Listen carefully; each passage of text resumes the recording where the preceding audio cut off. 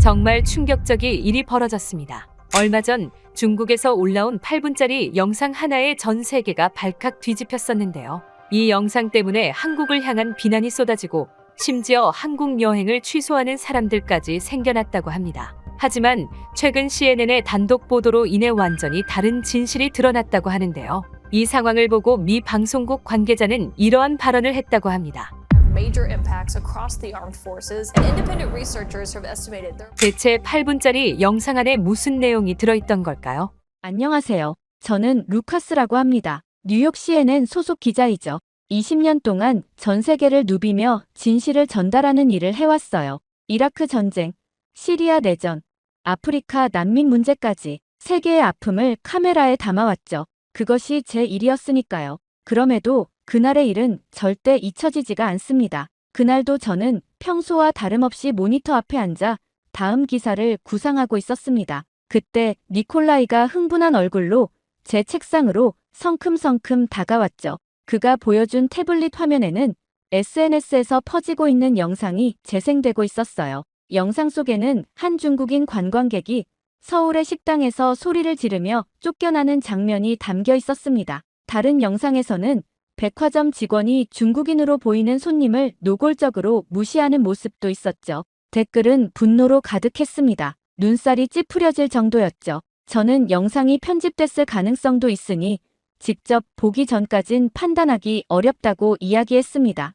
하지만 니콜라이는 제 말에 코웃음을 쳤어요. 그의 눈빛에서 강한 적대감이 느껴졌죠. 니콜라이는 자신의 친구도 한국에서 똑같은 일을 당했다며 격분했어요. 그 나라는 선진국 행세하면서 실제론 외국인들을 동물처럼 취급하는 후진국이야. 문화라곤 다 훔쳐간 것들 뿐이고 위생 수준도 엉망이지. 한국 사람들은 겉으론 웃으면서 속으론 다 내쫓고 싶어 안달이라니까. 니콜라이의 말은 점점 과격해졌어요. 그의 목소리가 커질수록 주변 동료들의 시선이 우리에게 모였죠. 물론 저는 차분하게 대응하려 했지만 마음 한구석이 불편한 건 사실이었습니다. 그가 보여준 영상들은 확실히 충격적이었으니까요. 점심시간 사무실 구석 테이블에서 샌드위치를 먹고 있을 때 편집장 마이클이 다가왔습니다. 요즘 SNS에서 한국 관련 부정적 이슈가 폭발적으로 퍼지고 있다는 이야기를 시작하더군요. 저는 고개를 끄덕이며 아직 확신하기엔 이른 것 같다고 덧붙였어요. 그러자 마이클은 잠시 침묵했다가 그 영상으로 인해 CNN 시청률도 영향받고 있다고 말했죠. 그는 어쩔 수 없이 다음 주 편집회의에서 한국 관련 특별 보도를 기획해야 할 것 같다고 이야기했습니다. 저녁이 되어 사무실을 나설 때 CNN 방송에서는 여전히 관련 뉴스가 흘러나오고 있었어요. 마이클의 말대로 이 이슈는 점점 커지고 있었죠. 물론 그때는 알지 못했습니다. 이 일이 저를 어디로 이끌게 될지를 말이죠. 다음 날 사무실에 도착하자마자 니콜라이의 자리가 비어있는 것이 눈에 들어왔어요. 그의 컴퓨터는 켜져 있었지만 자리엔 없었죠. 동료 미아에게 물었더니 니콜라이가 새벽부터 스튜디오에서 무언가를 녹화하고 있다고 했습니다. 아침부터 엄청 바빴다는 말도 덧붙여서요. 저는 호기심에 스튜디오로 향했습니다. 가까이 다가가자 그의 모니터에 한국 관련 영상이 편집되고 있는 게 보였습니다. 니콜라이는 한국이 표면적으로는 국제화된 나라처럼 보이지만 실상은 다르다며 그들의 민낯을 보여주겠다고 열변을 토하고 있었어요. 그는 자신의 SNS 계정으로 실시간 방송을 하고 있었고 코멘트 창에는 이미 수천 개의 반응이 올라오고 있었죠. 대부분 중국어였지만 분노한 이모티콘과 감정적인 반응들이 줄을 이었습니다. 마침내 방송이 끝나고 니콜라이는 만족스러운 표정으로 의자에서 일어났어요. 그의 얼굴에는 승리감이 가득했죠. 그는 550만 조회수를 기록했으며 어제보다 2배가 늘었다고 자랑했습니다. 이 콘텐츠 시리즈로 자신의 영향력이 폭발적으로 커지고 있다고 말했어요. 제가 우려를 표하자 그는 비웃듯이 저를 순진하다고 했습니다. 사람들은 이런 것을 원하고 그는 그냥 보여줄 뿐이라며 한국이란 나라는 원래 그렇다고 주장했어요. 저도 곧 알게 될 거라고 덧붙였죠. 사무실로 돌아오는 길에 휴대폰을 확인했어요. 니콜라이의 영상이 소셜미디어를 휩쓸고 있었습니다. 다양한 플랫폼에서 공유되고 번역되고 재생산되고 있었죠. 댓글들은 더욱 과격해졌어요. 한국 제품 불매합시다. 한국 여행 취소했어요. 돈 아까워요. 우리도 그들을 똑같이 대해줍시다. 한국인들에게 본때를 보여줘야 합니다. 한국 문화 절대 소비하지 맙시다. 와 같은 증오에 찬 반응들이 넘쳐났습니다. 마음이 무거웠습니다. 확인되지 않은 정보가 감정적인 반응을 불러일으키고 그것이 다시 증오를 낳는 악순환이 시작된 겁니다. 그날 밤 저는 집에서 니콜라이의 영상을 자세히 분석했습니다. 교묘하게 편집된 장면들, 문맥에서 벗어난 인터뷰, 때로는 전혀 다른 나라의 사건을 한국의 것처럼 소개한 부분까지 발견했어요. 이건 저널리즘이 아니었죠. 선동에 가까웠습니다. 순간 누군가는 진실을 밝혀야 한다는 생각이 들었습니다. 그리고 그 누군가가 제가 될지도 모른다는 예감이 들었어요. 그리고 그 예감은 적중했죠. 사건은 CNN 주간 편집회의가 있는 날 일어났어요. 평소보다 긴장된 분위기 속에서 마이클 편집장이 회의를 시작했습니다. 회의실은 이전보다 더 많은 사람들로 가득 찼죠. 모두가 한국 이슈에 관심을 갖기 시작한 겁니다. 마이클은 지난 일주일간의 시청률 데이터를 보여주며 회의를 시작했어요. 한국 관련 뉴스의 시청률이 폭발적으로 증가하고 있었습니다. 소셜미디어 반응도 어마어마했죠. 이제 이 주제는 단순한 문화적 충돌이 아닌 글로벌 이슈로 확대되고 있었어요. 마이클은 그래프를 넘기며 심각한 표정으로 말했습니다. 지금 상황을 명확히 파악하기 위해 한국 현장 취재가 필요하다고 했어요. 진실은 현장에 있으니 직접 가서 확인해야 한다고 덧붙였죠. 회의실은 갑자기 조용해졌습니다. 아무도 선뜻 나서는 기자가 없었어요. 모두 자신의 노트북이나 태블릿만 바라볼 뿐이었죠. 한국은 지금 너무 민감한 주제였고 이런 보도는 자칫 기자 개인에게 엄청난 비난이 쏟아질 수도 있었습니다. 침묵 속에서 니콜라이가 코웃음을 쳤어요. 누가 가겠어요? 중국인 취급하는 그 나라에 누가 가고 싶겠습니까?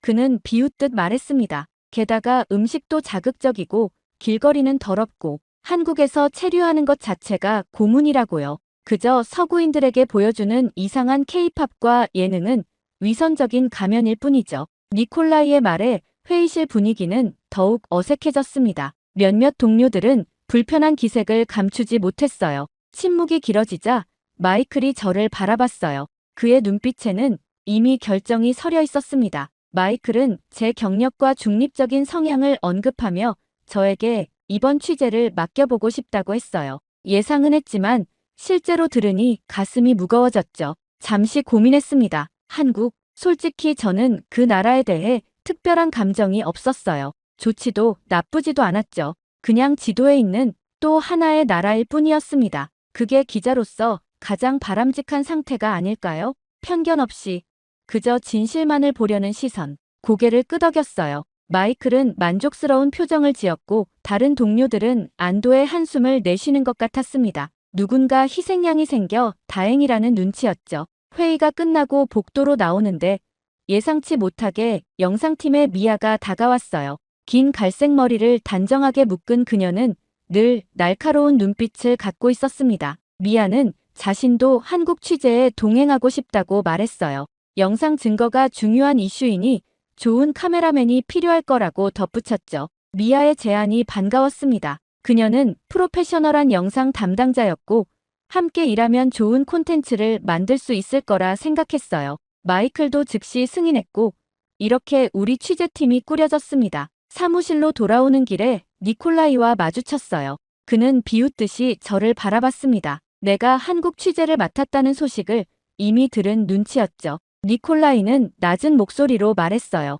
한국에 가면 그 나라의 진짜 모습을 알게 될 거라고. 그것도 뼈저리게 말이죠. 그곳이 얼마나 무서운 나라인지 직접 경험하게 될 거라고 했습니다. 그의 말에 대꾸하지 않았어요. 무엇이 진실인지 직접 가서 확인하는 것이 제 임무였으니까요. 선입견 없이 바라보는 것, 그것이 기자의 기본이라고 생각했습니다. 사흘 후, 저와 미아는 필요한 모든 장비와 허가를 갖추고 인천행 비행기에 올랐어요. 창밖으로 구름과 바다가 끝없이 펼쳐져 있었습니다. 제 마음은 기대와 불안이 뒤섞여 있었죠. 과연 한국에서 어떤 진실을 마주하게 될까요? 그렇게 14시간의 비행 끝에 인천국제공항에 도착했습니다. 비행기에서 나오자마자 느껴지는 공기는 상쾌했어요. 몸은 지쳤지만 새로운 취재에 대한 설렘이 피로를 덮었죠. 저는 이곳에서 무엇을 발견하게 될까요? 첫 번째 놀라움은 공항 내 안내 방송이었습니다. 한국어 안내 이후 영어, 중국어, 일본어까지 친절하게 나오고 있었어요. 지금까지 본 영상과는 다른 모습이었죠. 공항 곳곳에 다국어 안내판도 눈에 띄었습니다. 중국어가 상당히 큰 비중을 차지하고 있었어요. 미아는 카메라를 꺼내 주변을 촬영하기 시작했습니다. 그녀의 눈에도 의아함이 서려 있었어요. 분명 니콜라이의 영상 속 한국은 중국인에게 차갑고 배타적인 나라였는데 첫인상은 그렇지 않았죠. 입국 심사장으로 향하는 길에 외국인 전용 안내 데스크가 있었습니다. 호기심에 다가가 보니 친절한 미소를 지닌 한국인 직원이 중국인 관광객 무리를 응대하고 있었어요. 그녀는 유창한 중국어로 질문에 답하며 지도까지 꺼내 친절하게 설명했죠. 관광객들은 만족스러운 표정이었습니다. 미아가 작은 목소리로 물었어요. 이게 정말 우리가 들었던 그 한국이 맞느냐고. 저도 의아했습니다. 공항 내 디지털 사이니지에도 중국어 메뉴가 확실히 있었고 면세점 입구에는 중국인 직원으로 보이는 사람들이 중국어로 고객을 맞이하고 있었어요. 입국 심사는 예상보다 빠르게 진행됐습니다. 심사관은 무표정했지만 업무적으로 철저했을 뿐 특별히 불친절하지 않았어요. 오히려 미아에게 즐거운 여행 되세요라는 인사까지 건넸죠. 우리는 서로 눈빛을 교환했습니다. 뭔가 이상했어요. 짐을 찾아 출구로 나가는 길에 또 다른 장면이 눈에 들어왔습니다. 공항 직원이 중국인 단체 관광객을 위해 특별히 마련된 동선을 안내하고 있었어요. 그들만을 위한 별도의 출구였죠. 환영받는 느낌이 역력했습니다. 택시 승강장에 도착하자 기사님 한 분이 다가왔어요. 저희가 외국인임을 알아채고 영어로 인사했죠. 목적지를 이야기하자 운전을 시작했습니다. 택시 안에서 기사님은 백미러로 저희를 보며 물었어요. 어느 나라에서 왔냐고. 미국에서 왔다고 대답하자 그는 웃으며 유창한 영어로 반갑다고 말했습니다. 놀라운 건 곧이어 그가 다른 외국 손님들 이야기를 하면서 중국인 관광객도 많이 태운다고 했어요. 그러면서 자연스럽게 니하오, 환영합니다라고 중국어 인사를 건네는 것까지 보여주었죠. 그는 다양한 나라 손님들과 소통하기 위해 간단한 인사말은 여러 언어로 배웠다고 설명했습니다. 영어, 중국어, 일본어까지 기본적인 인사와 길 안내는 할 수 있다고 자랑했어요. 이런 모습은 니콜라이의 영상에서 절대 볼 수 없었던 장면이었습니다. 서울로 향하는 고속도로에서 미아와 눈을 마주쳤습니다. 그녀도 저와 같은 생각인 듯 했어요. 이곳은 우리가 예상했던 한국이 아니었습니다. 적어도 지금까지는 니콜라이가 묘사한 그 혐오의 나라가 아니었죠. 호텔에 도착해 짐을 풀면서 첫날의 인상을 정리했어요. 물론 공항은 관광객을 맞이하는 창구니까 더 친절할 수 있겠죠. 진짜 한국은 어떨까요? 호텔 창문 너머로 펼쳐진 서울의 밤 풍경을 바라보며 생각했습니다. 내일부터 진짜 취재가 시작될 거예요. 다음 날 아침 저희는 일찍 호텔에서 나와 서울 도심으로 향했습니다. 오늘의 목적지는 명동이었어요. 가이드북에 따르면 이곳은 서울에서 가장 번화한 쇼핑 지역이자 외국인 관광객이 많이 찾는 핫스팟이라고 했죠. 특히 중국인 관광객들에게 인기 있는 장소라고 했습니다. 지하철을 타고 명동역에 도착했어요. 역에서 나오자마자 다양한 언어로 된 안내판이 눈에 들어왔습니다. 한국어, 영어뿐 아니라 중국어와 일본어 안내까지 상세했죠. 이런 모습은 첫인상부터 니콜라이의 주장과 달랐어요. 거리로 나오자 쇼핑객들로 북적이는 풍경이 펼쳐졌습니다. 한국인들 사이로 많은 외국인 관광객들이 섞여 있었어요. 그 중에는 중국인으로 보이는 무리들도 상당히 많았죠. 그들은 자유롭게 쇼핑을 즐기며 거리를 활보하고 있었습니다. 미아와 눈을 마주쳤어요. 우리는 같은 생각을 하고 있었습니다. 진실을 확인하기 위해 작은 실험을 해보기로 했죠. 저는 중국어를 조금 할 수 있었어요. 대학 시절 배운 기초적인 수준이지만 간단한 대화는 가능했습니다. 첫 번째 실험 장소로 큰 화장품 매장을 선택했어요. 입구에 들어서자 직원이 친절하게 맞이했습니다. 저는 일부러 서툰 중국어로 말을 걸었죠. 니하오, 화장품 추천해주세요. 놀랍게도 직원의 표정이 밝아졌어요. 중국어로 응대하기 시작했죠. 제 중국어 실력이 부족해 알아듣기 어렵자 그녀는 영어로 전환했습니다. 그러면서도 계속 미소를 띠고 있었어요. 무엇보다 놀라운 건 그녀가 중국어로 된 제품 설명서를 꺼내 보여준 것이었습니다. 이런 상황은 다른 매장에서도 반복됐어요. 의류점, 신발 가게, 식당까지 어디를 가든 저희가 중국어를 쓰면 직원들은 더 친절하게 대응했습니다. 어떤 곳은 중국어를 하는 직원을 특별히 불러오기도 했고, 다른 곳은 중국어로 된 메뉴판과 할인 쿠폰까지 내밀었어요. 오후가 되자 미아가 의아한 표정으로 물었습니다. 왜 니콜라이의 영상에는 이런 모습이 한 번도 나오지 않았는지 말이죠. 저도 점점 혼란스러워졌어요. 지금까지 경험한 한국은 중국인에게 적대적인 나라가 아니었습니다. 오히려 그 반대였어요. 한 대형 백화점 앞에서 흥미로운 광경을 목격했습니다. 중국인 단체 관광객을 위한 특별 입구가 따로 마련되어 있었어요. VIP 고객처럼 환대받는 모습이었죠. 백화점 직원들은 중국어로 인사하며 그들을 안내했습니다. 저녁에는 유명한 한식당에 들어갔어요. 또다시 중국어로 주문을 시도했죠. 서버는 미소 지으며 중국어 메뉴판을 가져왔습니다. 심지어 식사 방법까지 친절하게 설명해 주었어요. 식사를 마치고 계산할 때도 중국어로 감사 인사를 건네자 서버는 기뻐하며 다음에 또 오세요라고 중국어로 답했습니다. 호텔로 돌아오는 길에 미아와 오늘의 경험을 정리했어요. 명동에서 우리가 본 한국은 니콜라이의 주장과 완전히 달랐습니다. 중국인 관광객은 환영받았고 상점들은 그들을 위한 서비스를 적극적으로 제공하고 있었어요. 무언가 이상했습니다. 왜 니콜라이의 영상에는 이런 장면이 없었을까요?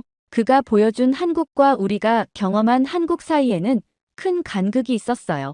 혹시 우리가 뭔가를 잘못 알고 있는 걸까요? 다음 날 저희는 니콜라이의 영상에서 가장 많이 회자된 장소, 바로 그 논란의 식당을 찾아가기로 했어요. 그 영상 속에서는 중국인 관광객이 소리를 지르며 쫓겨나는 장면이 담겨 있었죠. 그 장면은 전 세계적으로 퍼져 한국의 이미지에 큰 타격을 입혔습니다. 호텔 로비에서 영상을 다시 확인했어요. 영상 속 식당의 간판과 위치를 파악한 후 강남 지역으로 향했습니다. 미아는 카메라 장비를 최소화해 가지고 왔어요. 너무 눈에 띄면 상황이 달라질 수 있으니까요. 우리는 평범한 관광객처럼 행동하기로 했습니다. 식당을 찾는 것은 어렵지 않았어요. 꽤 유명한 곳이었죠. 건물 외관은 영상과 동일했습니다. 근처에서 잠시 관찰한 후 점심시간이 시작되자 자연스럽게 입장했어요. 가슴이 두근거렸습니다. 과연 어떤 모습을 보게 될까요? 입구에 들어서자마자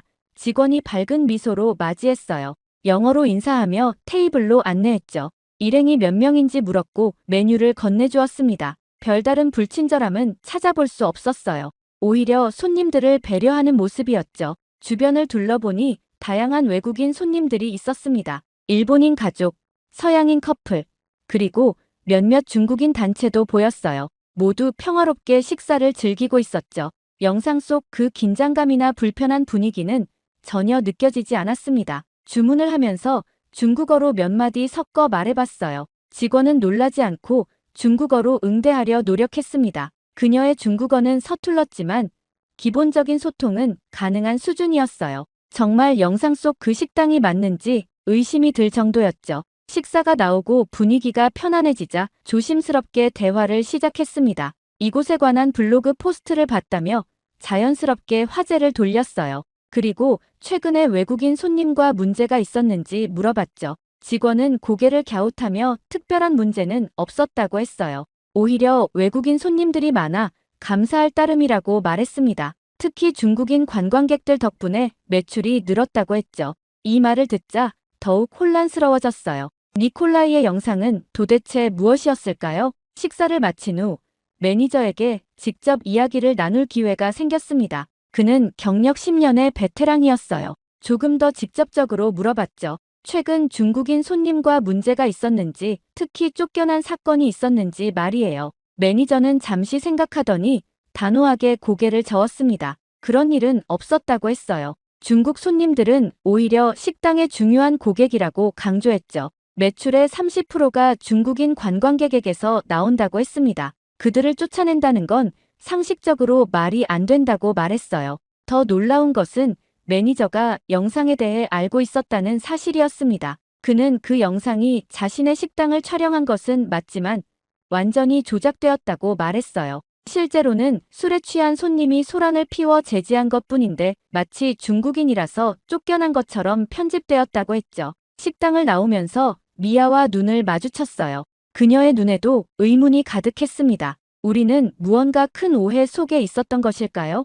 니콜라이의 영상은 진실을 왜곡한 것이었을까요? 그렇게 한국 취재 사흘째, 저는 이제 서울 곳곳을 자유롭게 다니기 시작했어요. 대중교통은 놀라울 정도로 정확했고 길 찾기도 어렵지 않았습니다. 사람들은 바쁘게 움직였지만 외국인에게 불친절하다는 느낌은 전혀 받지 못했죠. 오늘은 홍대 지역을 취재하기로 했습니다. 젊은이들의 문화를 엿볼 수 있는 곳이라고 했어요. 아침 일찍 호텔을 나와 지하철을 타고 홍대 입구역에 도착했죠. 역 주변은 활기찼습니다. 다양한 가게들과 카페, 그리고 거리 공연까지 서울의 또 다른 모습이었어요. 점심시간이 되자 한 작은 카페에 들어갔습니다. 창가 자리에 앉아 노트북을 펼치고 지금까지의 취재 내용을 정리하기 시작했어요. 아메리카노 한 잔과 함께 생각을 정리하는 시간을 가졌죠. 니콜라이의 주장과 제가 경험한 한국의 모습은 너무나 달랐습니다. 한참 작업에 몰두하던 중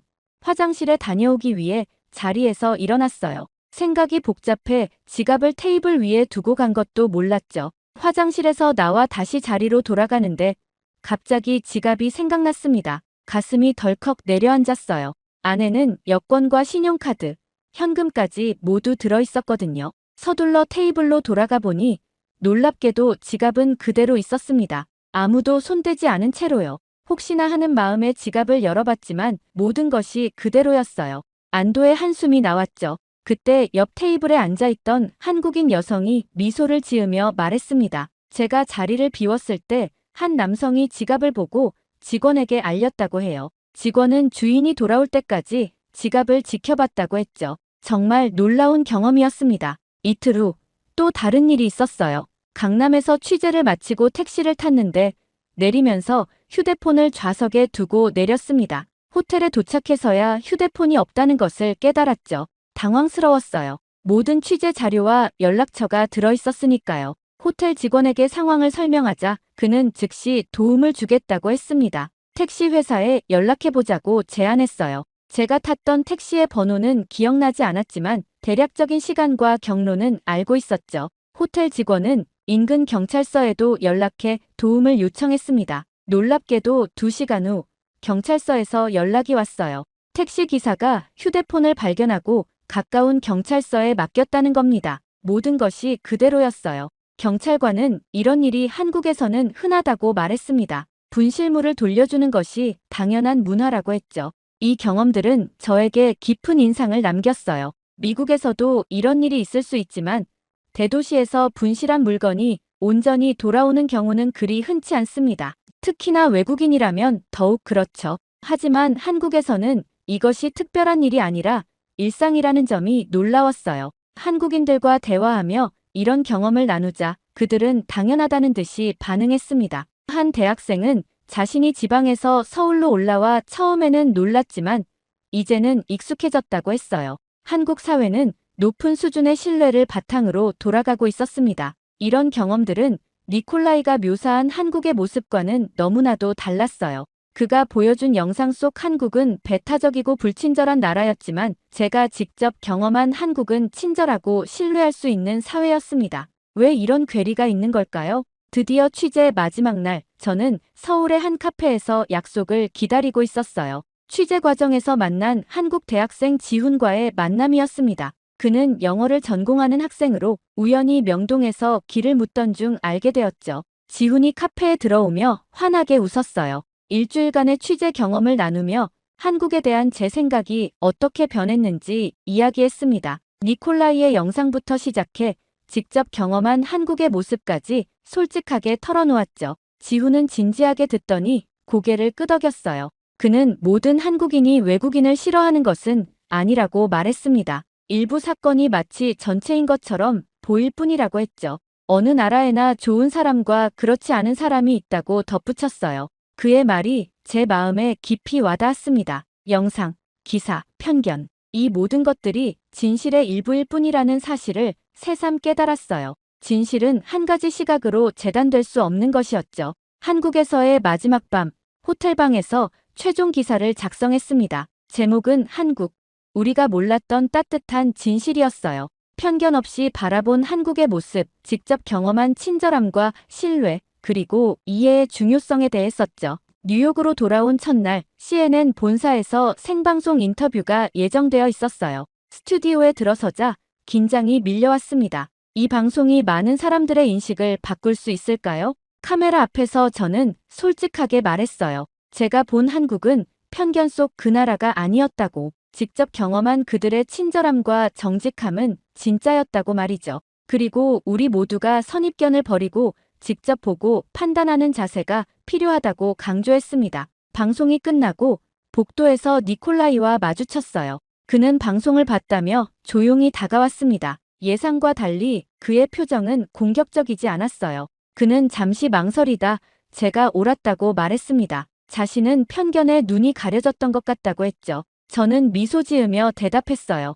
진실은 직접 봐야만 알 수 있다고요. 니콜라이의 눈에서 변화의 조짐이 보였습니다. 아마도 그도 언젠가 한국을 새로운 시선으로 바라볼 수 있을지 모르겠네요. 이제 저는 알아요. 진실은 때로 왜곡된 프레임 속에 가려진다는 것을. 하지만 우리가 발로 뛰고 눈으로 보고 마음으로 듣는다면 어떤 오해도 편견도 진심 앞에서는 무너질 수 있다는 것을 말이죠. 한국은 저에게 단순한 취재 대상이 아닌 삶의 교훈을 준 소중한 경험이 되었습니다. 그곳에서 만난 사람들의 따뜻함, 사회의 신뢰, 그리고 서로를 배려하는 문화는 제 마음속에 깊이 남았어요. 때로는 멀리 떨어진 낯선 곳에서 우리가 잊고 있던 인간의 본질을 다시 발견하는 법이죠. 한국은 저에게 편견 없이 세상을 바라보는 눈과 진실을 찾아내는 용기를 선물했습니다. 이것이야말로 기자로서, 그리고 한 사람으로서 제가 얻은 가장 값진 교훈이 아닐까 싶네요.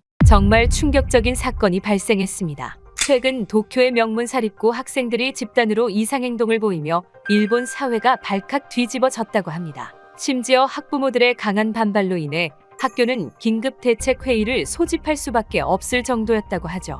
놀라운 건 이 모든 것이 한국으로의 수학여행 이후 일어났다는 점인데요. 이후 한 교사의 폭탄 발언이 터져나오며 논란은 더욱 커졌다고 합니다.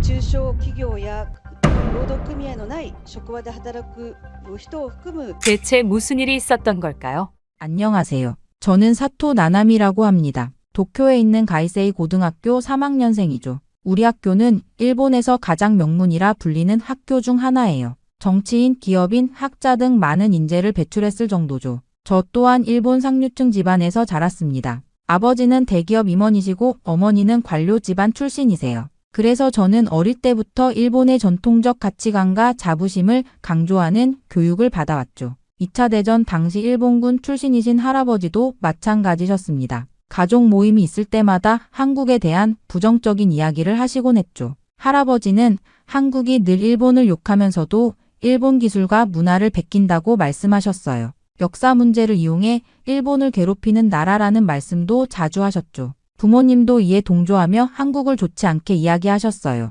녹차를 마시며 할아버지의 말씀에 맞장구를 치는 아버지의 모습이 지금도 눈에 선합니다. 어머니는 조용히 앉아 계셨지만 표정만으로도 동의하고 계시다는 걸 알 수 있었죠. 하지만 그런 말씀을 들을 때마다 저는 의문이 들었습니다. 한국에 대해 직접 겪어본 것도 아니면서 너무 단정 짓는 건 아닐까 하는 생각이 들었어요. 실제로 학교에는 한국 문화에 관심을 가진 친구들이 많았습니다. 미유키는 케이팝을 좋아했고 아카리, 유미, 사유리를 비롯한 많은 친구들이 한국 화장품만 고집했죠. 유카는 한국 드라마를 보며 울기도 했습니다. 그런 모습을 볼 때마다 한국은 우리와 별반 다를 게 없는 나라가 아닐까 하는 생각이 들었습니다. 하지만 이런 생각은 입 밖으로 꺼내지 않았습니다. 아직도 주변에는 한국을 극도로 싫어하는 사람들이 너무 많았거든요. 학교에서도 집에서도 말이죠. 괜히 이상한 소리 했다가 분위기만 이상해질까 봐 조심스러웠거든요. 가끔 인터넷에서 한국 관련 기사를 보다가도 누군가 들어올까 화면을 급히 닫곤 했습니다.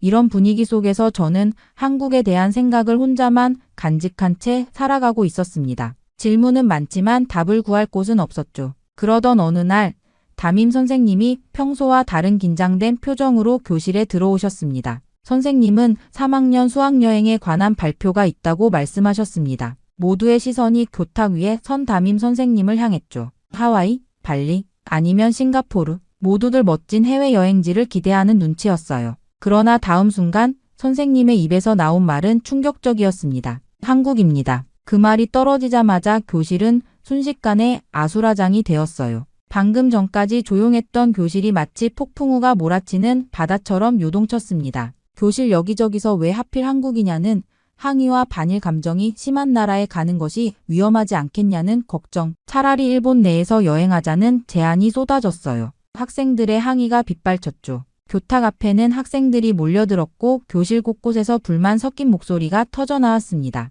특히 같은 반의 야마모토 리카는 반에서 가장 큰 목소리로 항의했어요. 검은 머리카락을 흔들며 리카는 주먹을 불끈 쥐었습니다. 리카는 학교에 정식으로 항의해야 하고 자신의 부모님도 한국 여행을 절대 반대할 거라며 강하게 주장했어요. 리카가 흥분한 목소리로 말하자 다른 친구들도 동조하며 수학여행 취소를 요구했습니다. 결국 그날 오후 학부모들의 항의 전화가 학교로 빗발쳤다고 합니다. 우리 아이를 한국 같은 나라에 보낼 수 없다며 학교 측에 강하게 반발하는 부모들도 있었어요. 결국 학교는 학부모 설명회를 열기로 결정했습니다. 교무실을 오가는 선생님들의 얼굴이 모두 긴장된 표정이었어요. 담임 선생님은 안전성, 교육적 가치, 문화적 다양성을 강조하며 학부모들을 설득했다고 합니다. 담임 선생님은 UN 안전지수에서 한국이 일본보다 높은 점수를 받았다는 점, 매년 200만 명 이상의 일본 관광객이 한국을 방문한다는 통계, 그리고 전통과 현대가 공존하는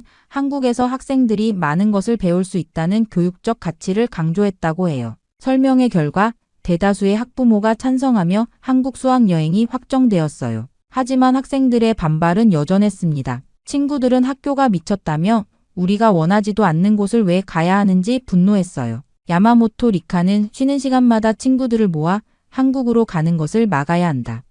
라고 주장했지만 이미 결정된 일이라 막기는 힘들었습니다. 그렇게 시간이 흐르면서 친구들 사이에 미묘한 변화가 느껴졌어요. 처음에는 모두가 반대했던 한국 여행에 대해 조금씩 다른 목소리가 나오기 시작했습니다. 어느 날 쉬는 시간, 평소 조용하던 아유미가 조심스럽게 말을 꺼냈어요. 근데 한국 가는 거 그렇게 나쁘진 않을지도? 그 말에 교실 공기가 잠시 얼어붙는 것 같았습니다. 하지만 곧 미카도 동조하며 말했어요. 난 원래 한국 드라마 좋아했어. 직접 가서 보면 더 재미있을 것 같은데? 하루카도 용기를 내어 말했습니다. 한국 음식도 맛있다고 하잖아. 가서 진짜 한국 요리를 먹어보고 싶어. 처음에는 강하게 반발하던 친구들 중 일부가 점점 긍정적인 태도를 보이기 시작한 거예요. 그러자 교실 분위기가 묘하게 변했습니다. 마치 두 진영으로 나뉘는 것 같았어요. 야마모토 리카는 이런 변화를 못마땅하게 여겼습니다. 그녀의 얼굴이 순식간에 굳어지더니 싸늘한 목소리로 말했어요. 뭐야, 너네 친한이야. 그 말은 마치 얼음처럼 차갑게 교실에 떨어졌습니다. 리카는 계속해서 날카롭게 지적했어요. 우리 학교가 한국 가는 걸 정했다고 해서 내 생각까지 바뀐 거야. 우리가 그동안 한국한테 당한 게 얼만데. 리카의 말에 한국에 호의적인 발언을 했던 친구들은 움츠러들었어요. 특히 아유미는 고개를 푹 숙이고 말았죠. 마치 한국을 긍정적으로 보는 것만으로도 이상한 사람이 되는 분위기였습니다. 저는 이 모든 상황을 지켜보며 속으로 깊은 고민에 빠졌어요. 그냥 한국 여행일 뿐인데 왜 이렇게까지 반응이 심한 걸까? 한국에 대한 감정이 이렇게 양극화되는 이유가 궁금했습니다. 창밖으로 보이는 벚꽃잎이 바람에 흩날리는 모습을 바라보며 생각했어요. 우리가 배웠던 역사, 어른들이 들려주는 이야기, 그리고 실제 한국은 어떻게 다를까? 하지만 저는 여전히 제 생각을 입 밖으로 꺼내지 않았어요. 괜히 분위기를 더 이상하게 만들고 싶지 않았거든요. 책상 위 공책에 무의식적으로 그린 작은 동그라미들을 바라보며 침묵을 지켰습니다. 교실 박복도에서는 다른 반 학생들도 비슷한 논쟁을 하는 소리가 들렸어요. 이제 학교 전체가 한국 수학여행에 대한 찬반으로 시끄러웠습니다. 수업이 끝나고 집으로 가는 길, 도서관에 들러 한국에 관한 가이드북을 몰래 펼쳐보았어요. 컬러풀한 서울의 야경, 전통 한옥마을, 현대적인 쇼핑센터. 생각보다 멋진 곳 같았습니다. 그리고 달력을 보니 한국으로 출발하는 날이 점점 다가오고 있었어요. 이제 2주 후면 직접 그곳에 가게 될 텐데 두려움과 기대가 뒤섞인 감정이 제 마음속에서 소용돌이쳤습니다. 2주 뒤 드디어 출국 당일이 왔습니다. 하네다 공항에 도착해 짐을 챙기며 주변을 둘러보았어요. 학생들의 표정은 여전히 어두웠습니다. 아, 진짜 가야 해?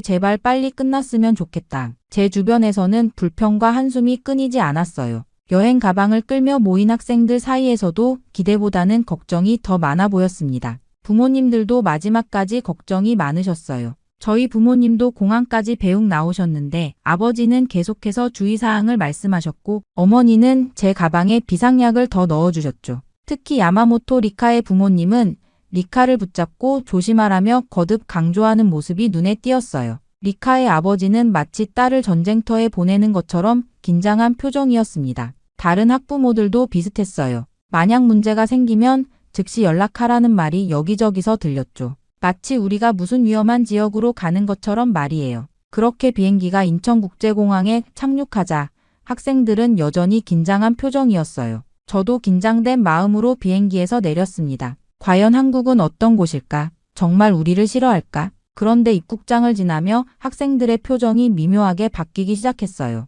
제 귀에 여기저기서 작은 감탄사가 들려왔습니다. 공항이 엄청 크잖아. 미유키가 입을 다물지 못하고 주변을 둘러보며 말했어요. 정말이지 인천국제공항은 상상했던 것보다 훨씬 크고 현대적이었습니다. 높은 천장과 넓은 공간, 깔끔한 디자인이 인상적이었어요. 와이파이가 일본보다 빠른데? 다른 친구가 스마트폰을 보며 놀란 목소리로 말했습니다. 저도 폰을 확인해 보니 정말 인터넷 속도가 빨랐어요. 공항 곳곳에 무료 와이파이 존이 있었고 연결도 쉽게 되었습니다. 가장 놀라웠던 건 스마트 안내 로봇이었어요. 로봇이 우리에게 다가와 일본어로 인사를 했을 때 모두가 놀란 표정을 지었습니다. 스마트 안내 로봇이 일본어로 말해주네? 하루카가 로봇 앞에서 서서 호기심 어린 눈으로 바라봤어요. 로봇은 친절하게 출구 방향과 환전소 위치를 알려주었습니다. 일본어로요. 자동 입국 심사 시스템을 이용할 때는 더 놀라웠어요. 일본보다 훨씬 빠르게 진행되는 시스템에 몇몇 학생들은 눈이 동그래졌습니다.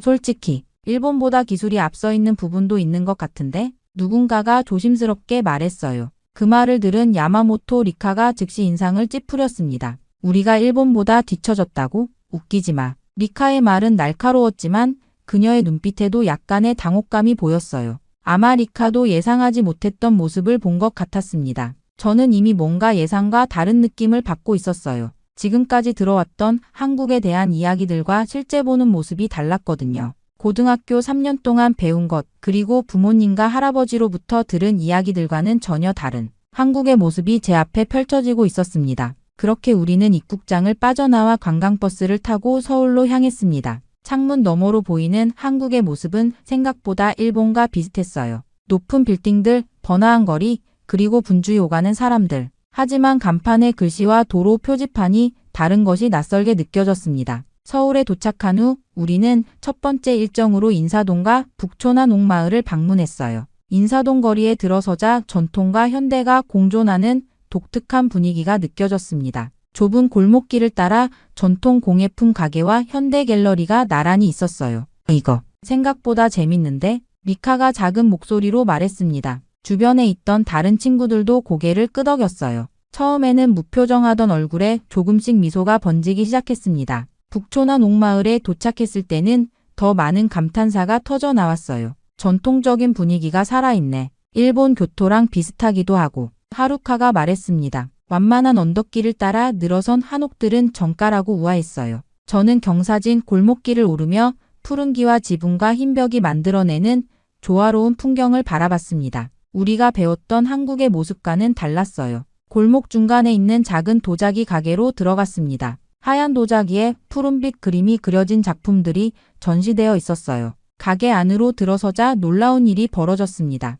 어서 오세요. 천천히 구경하세요. 가게 주인이 유창한 일본어로 우리를 맞이했어요. 학생들은 모두 놀란 표정을 지었습니다. 누군가가 조심스럽게 물었죠. 사장님, 일본어를 잘하시네요. 사장님은 밝은 미소로 대답했습니다. 예전에 일본에서 몇 년 살았어요. 일본 손님들도 많이 오시거든요. 리카는 믿기 어렵다는 표정을 지었어요. 그녀는 가게 구석에 서서 팔짱을 끼고 있었습니다. 하지만 저는 조금씩 한국인들이 일본인을 싫어할 거라는 인식이 흔들리기 시작했어요. 가게 주인은 친절하게 도자기에 대해 설명해 주셨습니다. 청아백자의 역사와 제작 과정을 일본어로 상세히 알려주셨어요. 그리고 우리가 떠날 때는 작은 도자기 열쇠고리를 선물로 주셨습니다. 저녁 식사는 한식당에서 했어요. 식당에 들어서자 또 다른 충격이 기다리고 있었습니다. 테이블에는 일본어로 된 메뉴판이 놓여 있었고 직원들은 친절하게 일본어로 응대해 주었어요. 불고기와 비빔밥, 김치찌개 등을 주문했습니다. 처음 먹어보는 한국 음식의 맛에 친구들도 점점 표정이 밝아졌어요. 심지어 리카도 불고기를 맛있게 먹고 있었습니다. 식사를 마칠 때쯤 식당 주인이 다가와 일본어로 물었어요. 맛있게 드셨나요? 주인의 미소 띤 얼굴을 보며 저도 모르게 미소가 지어졌습니다. 호텔로 돌아가는 버스 안에서 유미가 작은 목소리로 말했어요.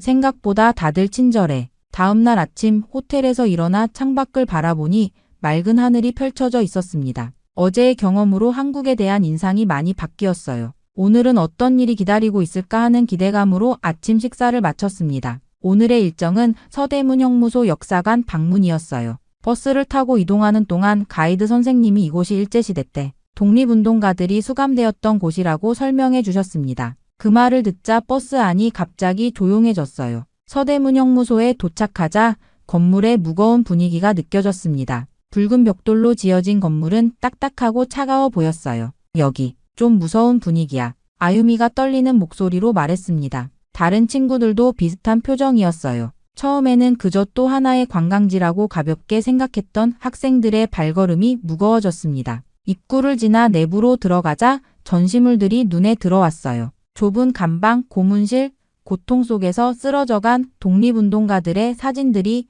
벽에 걸려 있었습니다. 전시장을 둘러보면서 학생들의 분위기가 점점 가라앉았어요. 특히 충격적이었던 것은 고문 도구들이었습니다. 새로 만든 형구들, 물고문 기구들, 그리고 그것들이 어떻게 사용되었는지 보여주는 설명들. 저도 모르게 몸이 움츠러들었어요. 그리고 유관순 열사의 이야기에 다다랐을 때 모든 학생들이 침묵했습니다. 17살의 나이에 독립운동에 참여해 체포되어 모진 고문을 당하고 죽음을 맞이한 소녀의 이야기. 사진 속 그녀는 우리와 비슷한 또래였어요. 우리랑 같은 여고생이 이런 일을 당했다고? 미카가 떨리는 목소리로 말했습니다. 그녀의 눈에는 눈물이 고여 있었어요. 왜 이런 걸 교과서에서 배우지 않았지? 하루카의 질문에 아무도 대답하지 못했습니다. 야마모토 리카는 불편한 듯 고개를 돌렸지만 그녀의 표정에도 혼란이 보였어요. 저는 전시물을 뚫어지게 바라봤습니다. 벽에 걸린 독립운동가들의 명단과 그들이 겪은 고통에 대한 기록들. 일본이 조선을 강제로 점령한 후 벌어진 일들에 대한 설명들. 이곳에서 본 것들은 제가 알고 있던 역사와 너무 달랐어요. 학교에서 배운 내용은 이렇게 구체적이지 않았습니다. 일본의 식민지배가 조선의 근대화를 도왔다는 식으로 가르쳤던 것과는 완전히 다른 이야기였어요. 그동안 제가 배웠던 역사가 이렇게 한쪽으로 치우쳐 있었다니. 서대문 형무소를 나와 버스에 오르며 깊은 생각에 잠겼습니다. 머릿속은 방금 본 역사적 사실들로 가득 차 있었어요. 이제 우리는 독립운동가 후손과의 대화 시간을 갖기 위해 다음 장소로 이동했습니다. 조용한 회의실에 들어서자 중년의 남성이 우리를 맞이했어요. 그분은 독립운동가의 손자인 김준호 선생님이셨습니다. 김 선생님은 부드러운 미소로 우리를 반겨주셨지만 그 눈빛은 묵직한 역사의 무게를 담고 있는 듯했어요. 김 선생님은 우리와 함께 진실된 역사에 대해 이야기하고 싶다고 말씀하셨습니다. 그리고 천천히 서류 가방을 열어 노란 서류 뭉치를 꺼내셨어요.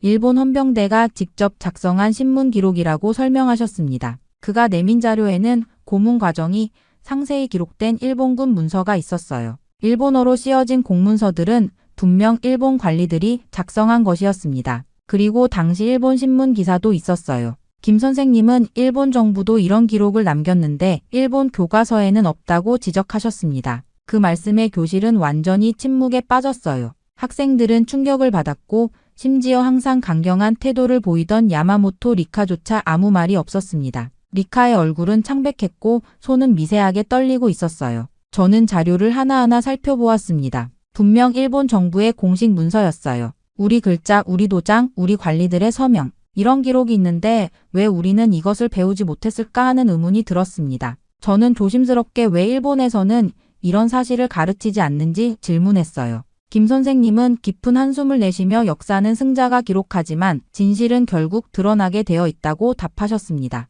그날 오후 우리는 일본 대사관 앞에 있는 소녀상을 방문했어요. 소녀상은 생각보다 작았지만 그 존재감은 강렬했습니다. 평화롭게 앉아있는 소녀의 모습이 어쩐지 마음을 아프게 했어요. 그런데 그곳에서 우리는 뜻밖의 장면을 목격했습니다. 한 일본인 유학생이 소녀상 앞에서 무릎을 꿇고 기도하고 있었어요. 그의 어깨는 흐느낌으로 가늘게 떨리고 있었습니다. 학생들은 놀라서 서로를 쳐다봤어요. 누군가가 일본 사람도 이런 행동을 한다는 사실에 놀라움을 작은 목소리로 표현했습니다. 그 장면은 우리 모두에게 깊은 인상을 남겼어요. 일본인도 이런 아픈 역사를 알고 반성하는 사람이 있다는 사실이 새로운 충격으로 다가왔습니다. 우리는 조용히 소녀상 주변을 걸었어요. 리카는 멀리 떨어져 혼자 서 있었지만 그녀의 표정도 예전과는 달랐습니다. 혼란스러움과 슬픔이 뒤섞인 것 같았어요. 저는 가방에서 작은 메모지를 꺼냈습니다. 잠시 생각한 후 연필로 천천히 글을 썼어요. 우리가 몰랐던 진실을 알게 되어 죄송합니다. 사토 나나미라고 적었습니다. 조용히 그 쪽지를 소녀상 앞에 놓았어요. 작은 행동이었지만 제 마음속에서는 큰 변화가 일어나고 있었습니다. 지금까지 알고 있던 세상이 무너지는 듯한 느낌이었어요. 그렇게 일본으로 돌아오는 비행기 안에서 저는 창밖의 구름을 바라보며 지난 며칠간의 경험을 되새겼습니다. 비행기가 착륙할 때까지 아무도 많은 이야기를 하지 않았어요. 모두가 자신만의 생각에 잠겨 있었습니다. 한국에서 돌아온 후 저와 친구들은 많은 생각에 빠졌어요. 학교 생활은 겉으로 보면 평소와 같았지만 우리의 내면은 완전히 달라져 있었습니다. 그리고 변화는 바로 나타났어요. 점심시간 교실 구석에서 작은 대화가 시작되었습니다. 미카가 조용히 말했어요. 우리 교과서에 없는 것들이 너무 많아. 하루카도 고개를 끄덕이며 일본이 가르쳐주지 않는 역사도 있다는 걸 이제야 알았다고 덧붙였습니다. 심지어 야마모토 리카조차 예전처럼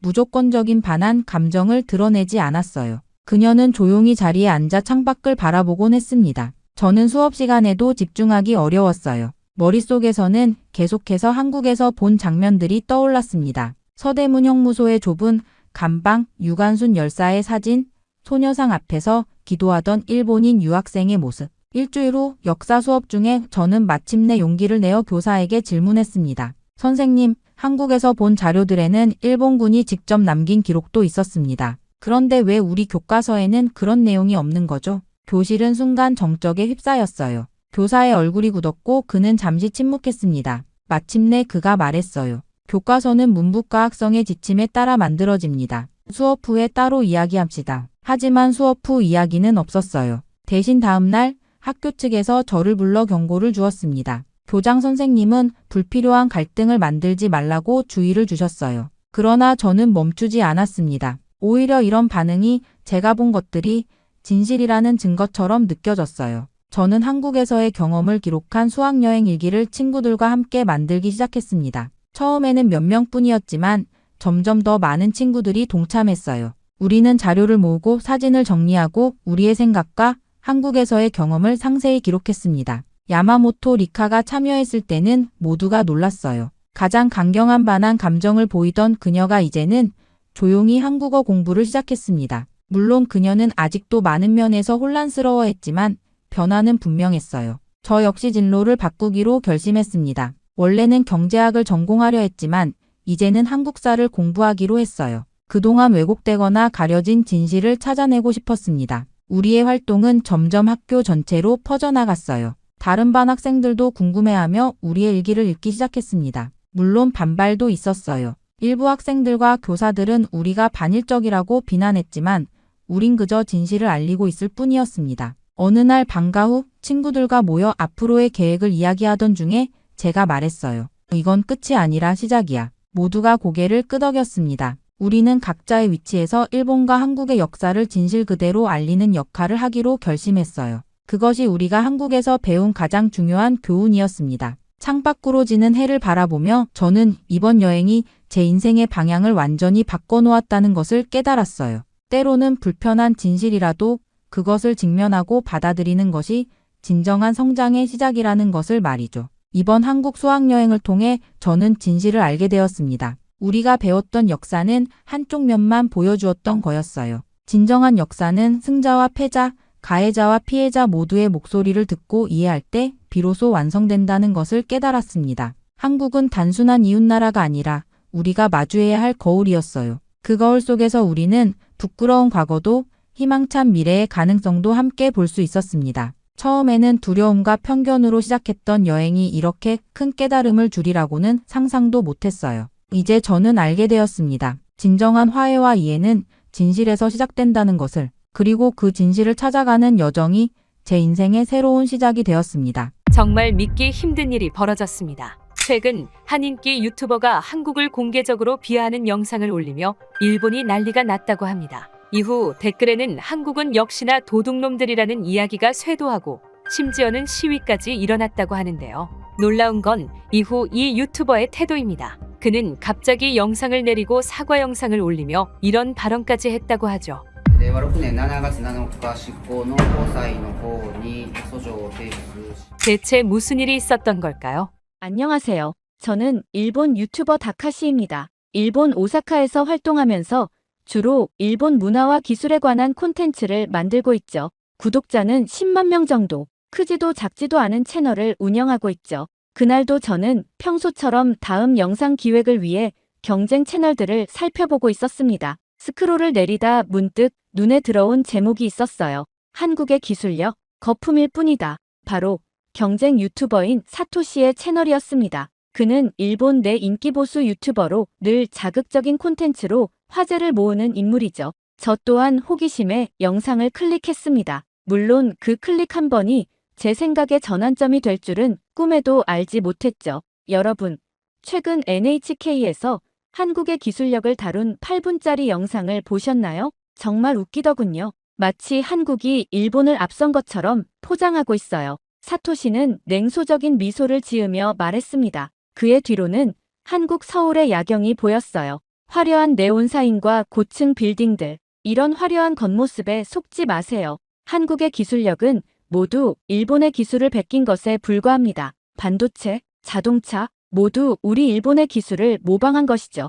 역사를 보세요. 화면은 이제 그래프로 바뀌었습니다. 일본과 한국의 특허 출원수를 비교한 자료였어요. 물론 사토시가 자의적으로 해석한 데이터였죠. 보세요.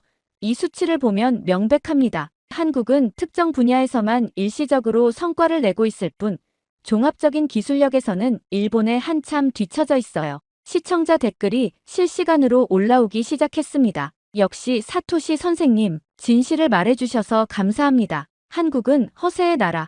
완전 동의해요. NHK는 왜 이런 친한 방송을 내보내는 거죠? 국가방송이 제 역할을 못하고 있어요. 사토시는 만족스러운 표정으로 댓글을 읽어내려갔습니다. 그의 말 한마디에 시청자들은 열광했죠. 이런 콘텐츠가 인기를 얻는 이유를 알 것 같았습니다. 사람들은 자신의 편견을 확인받고 싶어 하니까요. 다음으로 한국의 스마트시티 기술에 대해 알아보겠습니다. 한국은 송도를 스마트시티의 모범 사례로 내세우고 있지만 실상을 들여다보면 저는 영상을 끝까지 시청했습니다. 사토시의 말에 일리가 있어 보였어요. 나도 한국에 가본 적이 없으니 그의 의견이 맞을 수도 있겠다는 생각이 들었죠. 조회수 또한 이미 50만을 돌파하고 있었습니다. 댓글은 3,000개가 넘어가고 있었어요. 이런 반응을 보니 마음 한구석이 움직였습니다. 나도 이런 콘텐츠를 만들면 어떨까? 나의 채널도 성장시킬 수 있지 않을까? 저는 곧바로 메모장을 열어 아이디어를 적기 시작했습니다. 한국의 실체, 일본인 유튜버가 본 진실이라는 제목이 떠올랐어요. 사토시처럼 자극적이고 논쟁적인 콘텐츠, 그런 영상을 만들면 분명 조회수는 올라갈 테니까요. 그때 류지에게서 전화가 왔습니다. 류지는 항상 제 영상 기획에 좋은 조언을 해주는 사람이었어요. 요즘 준비 중인 콘텐츠에 대해 물어보았고 저는 사토시의 영상을 보며 떠올린 아이디어를 말했습니다. 한국 관련 콘텐츠의 반응이 좋아 저도 한국을 다루는 영상을 만들어 볼 생각이라고 전했어요. 사토시의 영상처럼 한국의 기술력이 거품이라는 내용으로 기획 중이라고 설명했죠. 전화기 너머로 류지의 한숨 소리가 들렸습니다. 무언가 말하려다 멈추는 것 같아 이유를 물었어요. 류지는 잠시 침묵했다가 조심스럽게 제가 한국에 가본 적이 없다는 점을 지적했습니다. 영상만 보고 판단하는 것에 대한 우려를 표현했어요. 그 말이 제 마음에 작은 균열을 일으켰습니다. 맞는 말이었어요.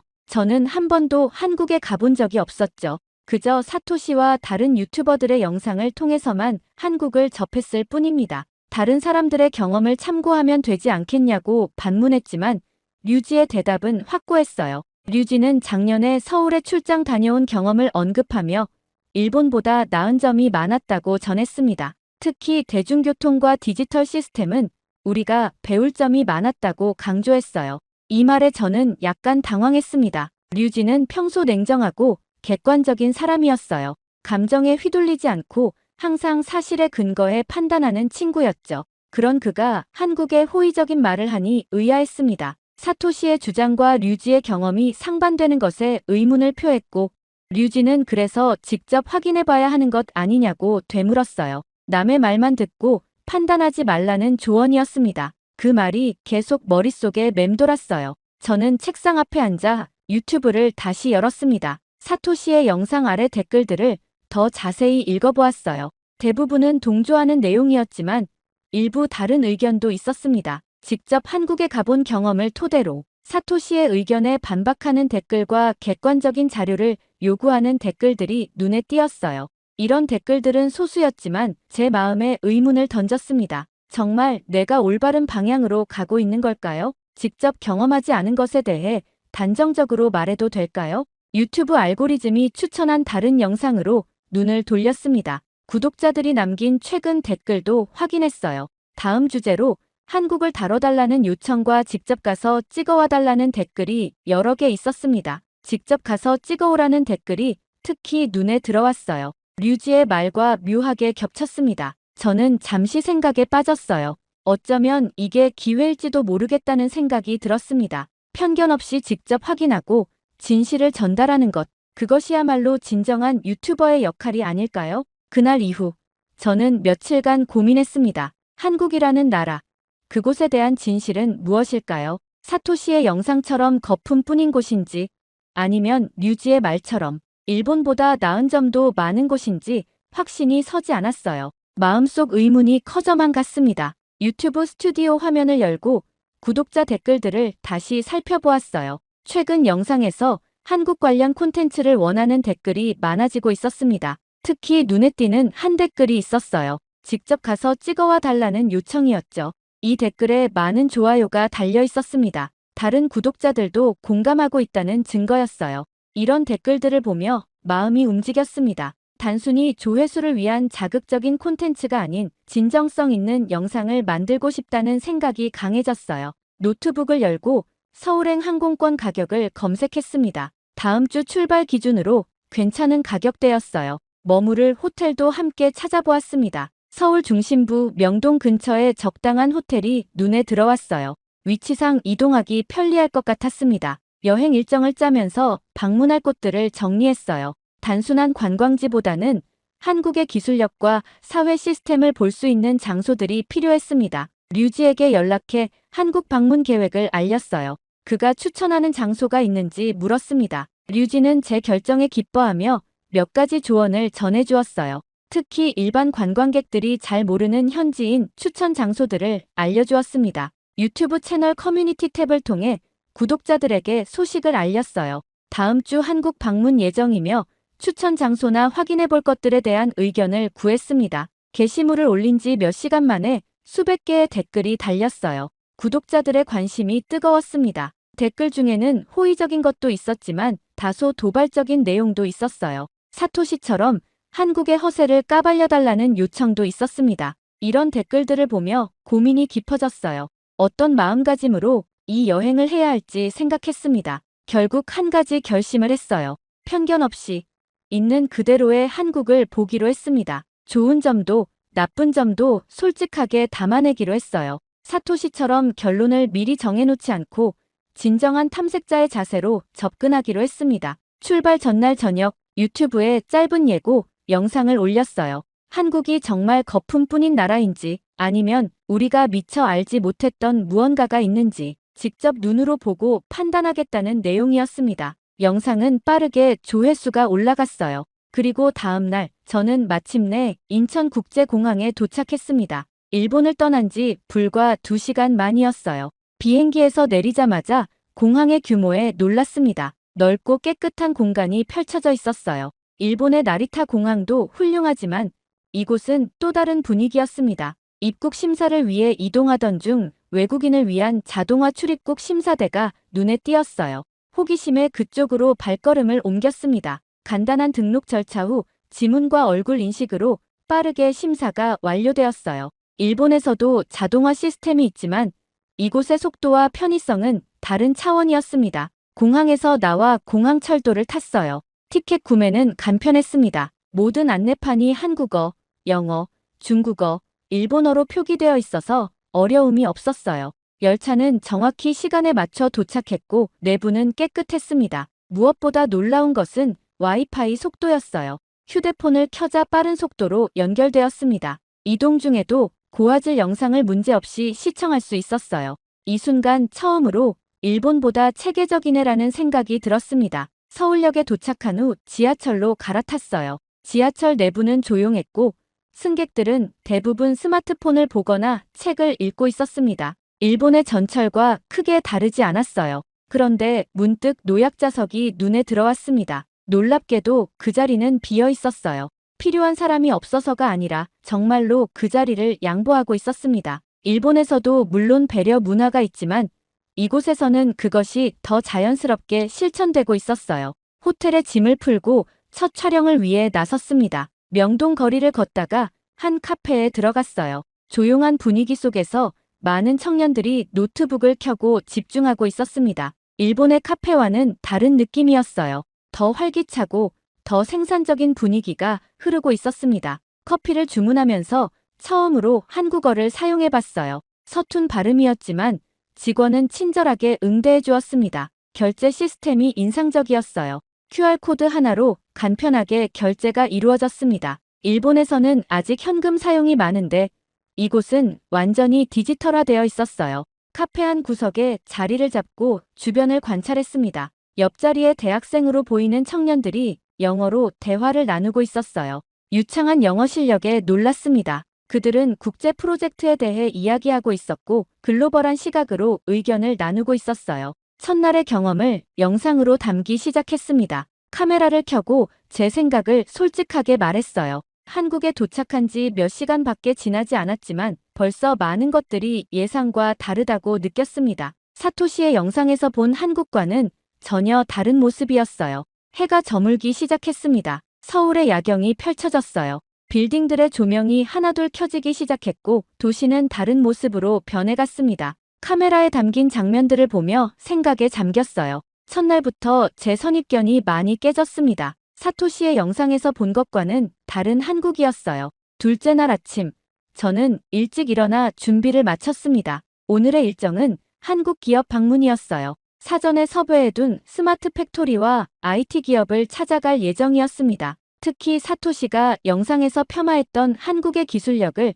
직접 확인하고 싶었어요. 호텔 레스토랑에서 아침 식사를 하며 오늘의 촬영 계획을 정리했습니다. 일본 음식과는 다른 한식 아침 메뉴가 신선했어요. 특히 된장국과 여러 가지 반찬의 조화가 인상적이었습니다. 첫 번째 방문지는 서울 외곽에 위치한 스마트 팩토리였어요. 지하철과 버스를 갈아타며 이동했습니다. 대중교통 시스템이 정말 편리하다는 생각이 들었어요. 목적지에 도착하자 현대적인 건물이 눈앞에 펼쳐졌습니다. 회사 담당자가 친절하게 맞이해 주었어요. 일본어가 가능한 직원이 통역을 도와준다고 했지만 저는 영어로 소통하며 촬영을 진행했습니다. 공장 내부로 들어서자마자 놀라움을 감출 수 없었어요. 완전 자동화된 생산 라인이 눈앞에 펼쳐졌습니다. 로봇들이 정확하게 움직이며 제품을 조립하고 있었어요. 더욱 놀라운 것은 모든 과정이 AI 시스템으로 통합 관리되고 있다는 점이었습니다.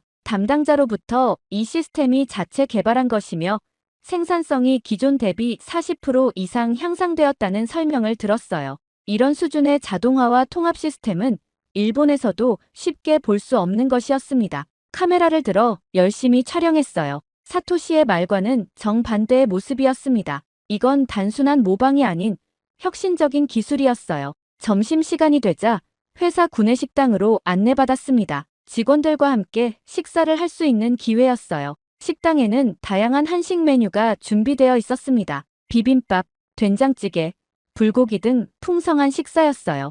옆자리에 앉은 나이 지긋한 아주머니 직원이 저에게 많이 먹으라며 말을 걸었습니다. 제가 일본에서 왔다는 것을 알자 더 많은 관심을 보여주셨어요. 서툰 한국어에도 밝게 웃으며 대화를 이어가는 모습이 인상적이었습니다. 식사를 마치고 두 번째 방문지인 IT 기업으로 향했어요. 이곳은 강남 테헤란로에 위치한 신생 기업이었습니다. 건물에 들어서자 개방적인 공간 디자인이 눈에 띄었어요. 일본의 전통적인 기업과는 완전히 다른 분위기였습니다. 회의실에서는 AI 기반 회의 시스템을 시연해 주었어요. 음성 인식으로 회의 내용이 자동으로 기록되고 중요 사항은 자동으로 분류됩니다. 심지어 여러 언어로 실시간 번역까지 제공되었어요. 이런 기술이 실제 업무 환경에서 사용되고 있다는 사실에 감탄했습니다. 오후 늦게 호텔로 돌아오는 길에 류지에게 영상 통화를 걸었어요. 오늘 본 것들에 대해 흥분된 목소리로 이야기했습니다. 제 예상을 훨씬 뛰어넘는 기술력이었다고 전했어요. 류지는 미소를 지으며 자신이 말했던 것보다 더 놀라운 것들을 발견했냐고 물었습니다. 다음 날, 저는 일반 시민들의 일상을 담기로 했습니다. 기업과 기술은 충분히 보았으니 이제는 사람들의 모습을 담고 싶었어요. 아침 일찍 지하철역으로 향했습니다. 출근 시간대의 모습을 촬영하기 위해서였어요. 지하철은 예상대로 사람들로 붐볐습니다. 그런데 놀라운 점을 발견했어요. 노약 좌석은 여전히 비어 있었습니다. 일본에서도 노약자를 배려하지만 이렇게 철저하게 지켜지는 경우는 드물었어요. 노약 좌석 근처에서 서 있던 젊은이들이 노인이 탑승하자 즉시 자리를 양보하는 모습이 인상적이었습니다. 오전 시간, 한 공원을 방문했어요. 그곳에는 많은 노인들이 운동을 하고 있었습니다. 놀라운 것은 그들 곁에 젊은이들도 함께 있다는 점이었어요. 할아버지와 대학생으로 보이는 젊은이가 함께 웃으며 이야기하는 모습이 보였습니다.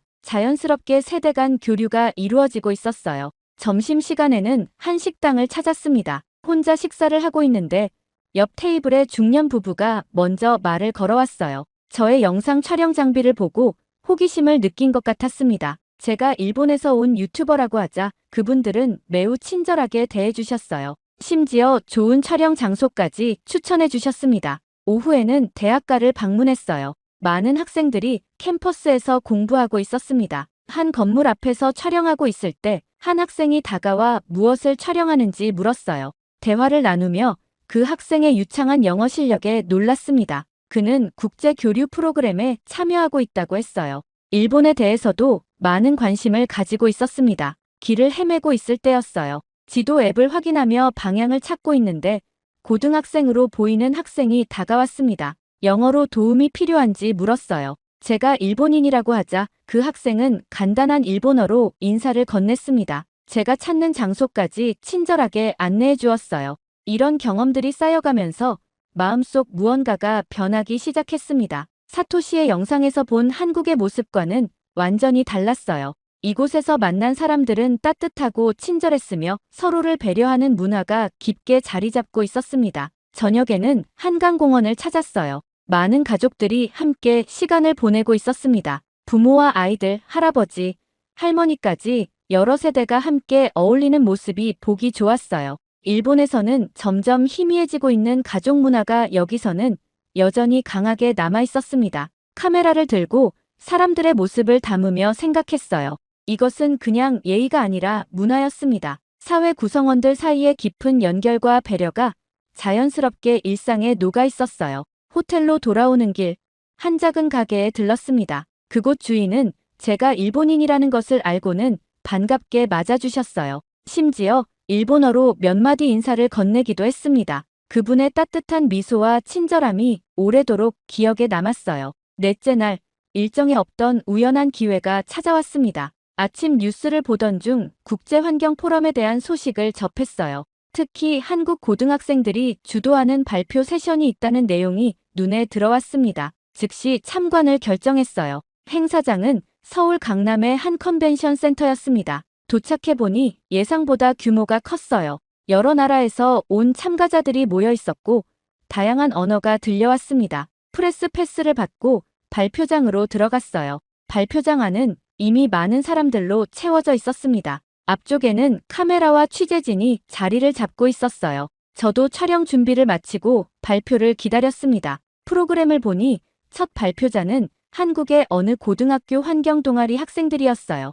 곧 발표가 시작되었습니다. 무대에 오른 것은 교복을 입은 17살 정도로 보이는 학생들이었어요. 긴장한 기색 없이 자신감 있게 무대에 섰습니다. 가장 놀라운 것은 이들이 영어로 발표를 시작했다는 점이었어요. 유창한 영어 실력에 깜짝 놀랐습니다. 발표 주제는 AI 기술을 활용한 환경 모니터링 시스템이었어요. 학생들은 직접 개발한 앱과 시스템을 소개했습니다. 단순한 아이디어가 아닌 실제로 구현된 프로토타입이었어요. 데이터 분석, 머신러닝, 사용자 인터페이스까지 완벽하게 구현되어 있었습니다. 발표 내용도 놀라웠지만 더 충격적인 것은 이들의 발표력이었어요. 논리적인 구성, 청중과의 교감, 질문에 대한 명확한 답변, 모든 것이 프로페셔널했습니다. 일본의 고등학생들과는 확연히 다른 모습이었어요. 질의응답 시간에는 더욱 놀라웠습니다. 외국 전문가들의 날카로운 질문에도 당황하지 않고 자신의 의견을 명확하게 전달했어요. 때로는 영어로, 때로는 통역을 통해 소통했지만 그 내용의 깊이는 변함이 없었습니다. 두 번째 발표는 기후변화에 대응하는 지역사회의 역할에 관한 것이었어요.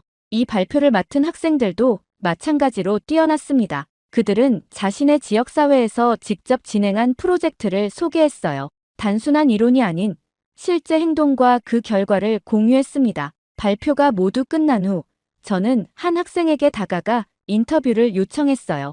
그 학생은 흔쾌히 응해주었습니다. 어떻게 이런 수준 높은 프로젝트를 준비했는지 물었어요. 학생은 학교의 지원과 선생님들의 지도, 그리고 동아리 활동을 통해 꾸준히 준비해왔다고 대답했습니다. 더 놀라운 것은 이 학생의 미래 계획이었어요. 환경공학을 전공하고 글로벌 기업에서 일하며 환경 문제 해결에 기여하고 싶다는 명확한 비전을 가지고 있었습니다. 그 나이에 이미 자신의 미래를 구체적으로 그리고 있다는 점이 인상적이었어요. 행사장을 나오면서 깊은 생각에 빠졌습니다. 이 학생들이 바로 한국의 미래였어요. 그들은 이미 글로벌 인재로 성장하고 있었고 세계 무대에서 당당히 자신의 목소리를 내고 있었습니다. 그들의 자신감과 실력, 그리고 비전은 저에게 큰 충격으로 다가왔어요. 호텔로 돌아오는 길, 카메라에 담긴 영상을 확인했습니다. 오늘 본 학생들의 모습을 생각하며 내레이션을 녹음했어요. 이 나라의 미래는 이미 준비되어 있습니다.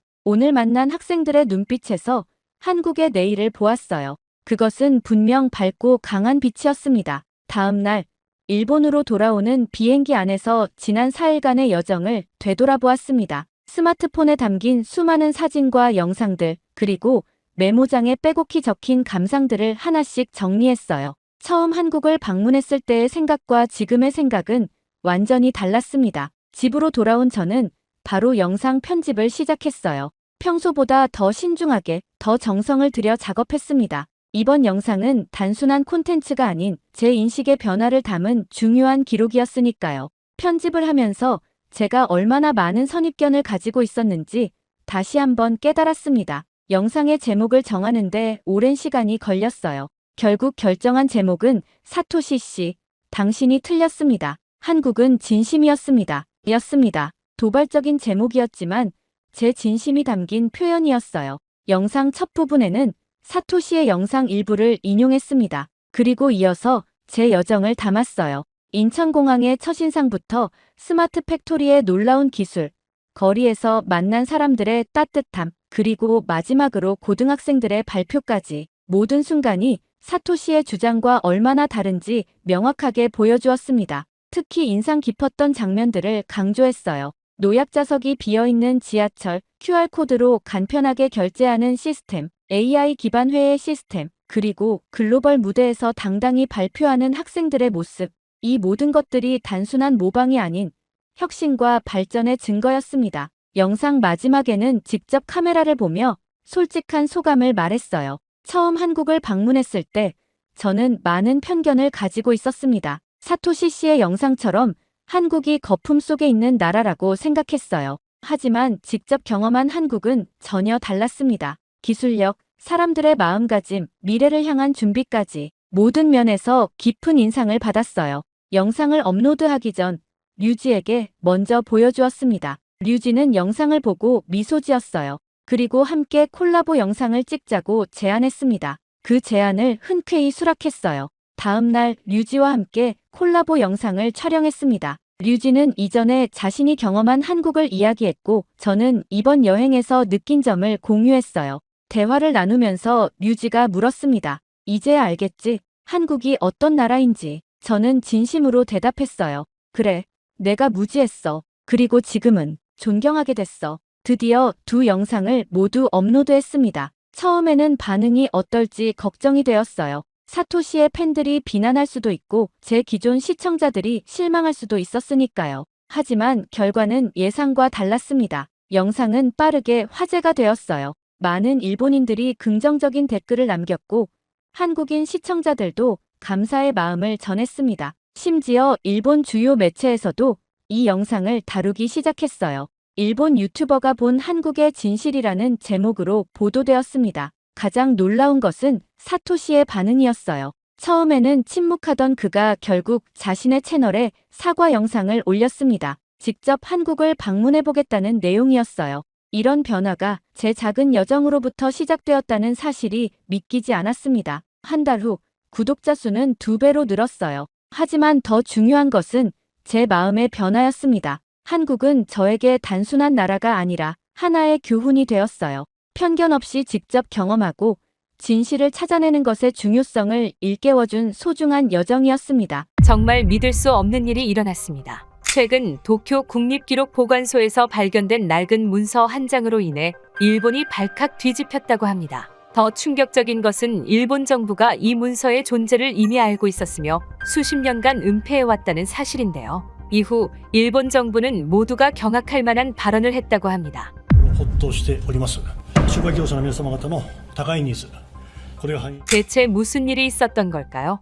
안녕하세요. 저는 도쿄대학교에서 20년 넘게 역사학을 가르쳐온 다카하시 유토입니다. 저는 한국의 근현대사를 다룰 때면 늘 같은 이야기로 시작했죠. 한국이 오늘날 이렇게 발전한 것은 모두 일본의 영향력 덕분입니다. 이 말을 할 때마다 학생들의 얼굴에 동의가 스쳐 지나가는 것을 보면 참으로 뿌듯했어요. 사실 이러한 편견은 어릴 적 부모님께서 심어주신 것이었어요. 우리 가정의 식탁은 매일 밤 한국에 대한 경멸로 가득했습니다. 아버지는 술잔을 기울이며 목소리를 높이곤 했죠. 유토 조선인들은 우리가 가르쳐주지 않았다면 아직도 원시적인 생활을 하고 있을 거다. 그들의 언어는 복잡하고 비효율적이며 문화는 일본의 열등한 모방에 불과해. 어머니도 항상 동조하셨어요. 그 사람들은 우리 도움 없이는 아무것도 할 수 없었어. 그들이 가진 모든 현대적인 것은 우리 일본이 준 선물이란다. 한 번은 가족여행으로 한국에 간 적이 있었는데 부모님은 그곳에서도 경멸적인 태도를 숨기지 않으셨습니다.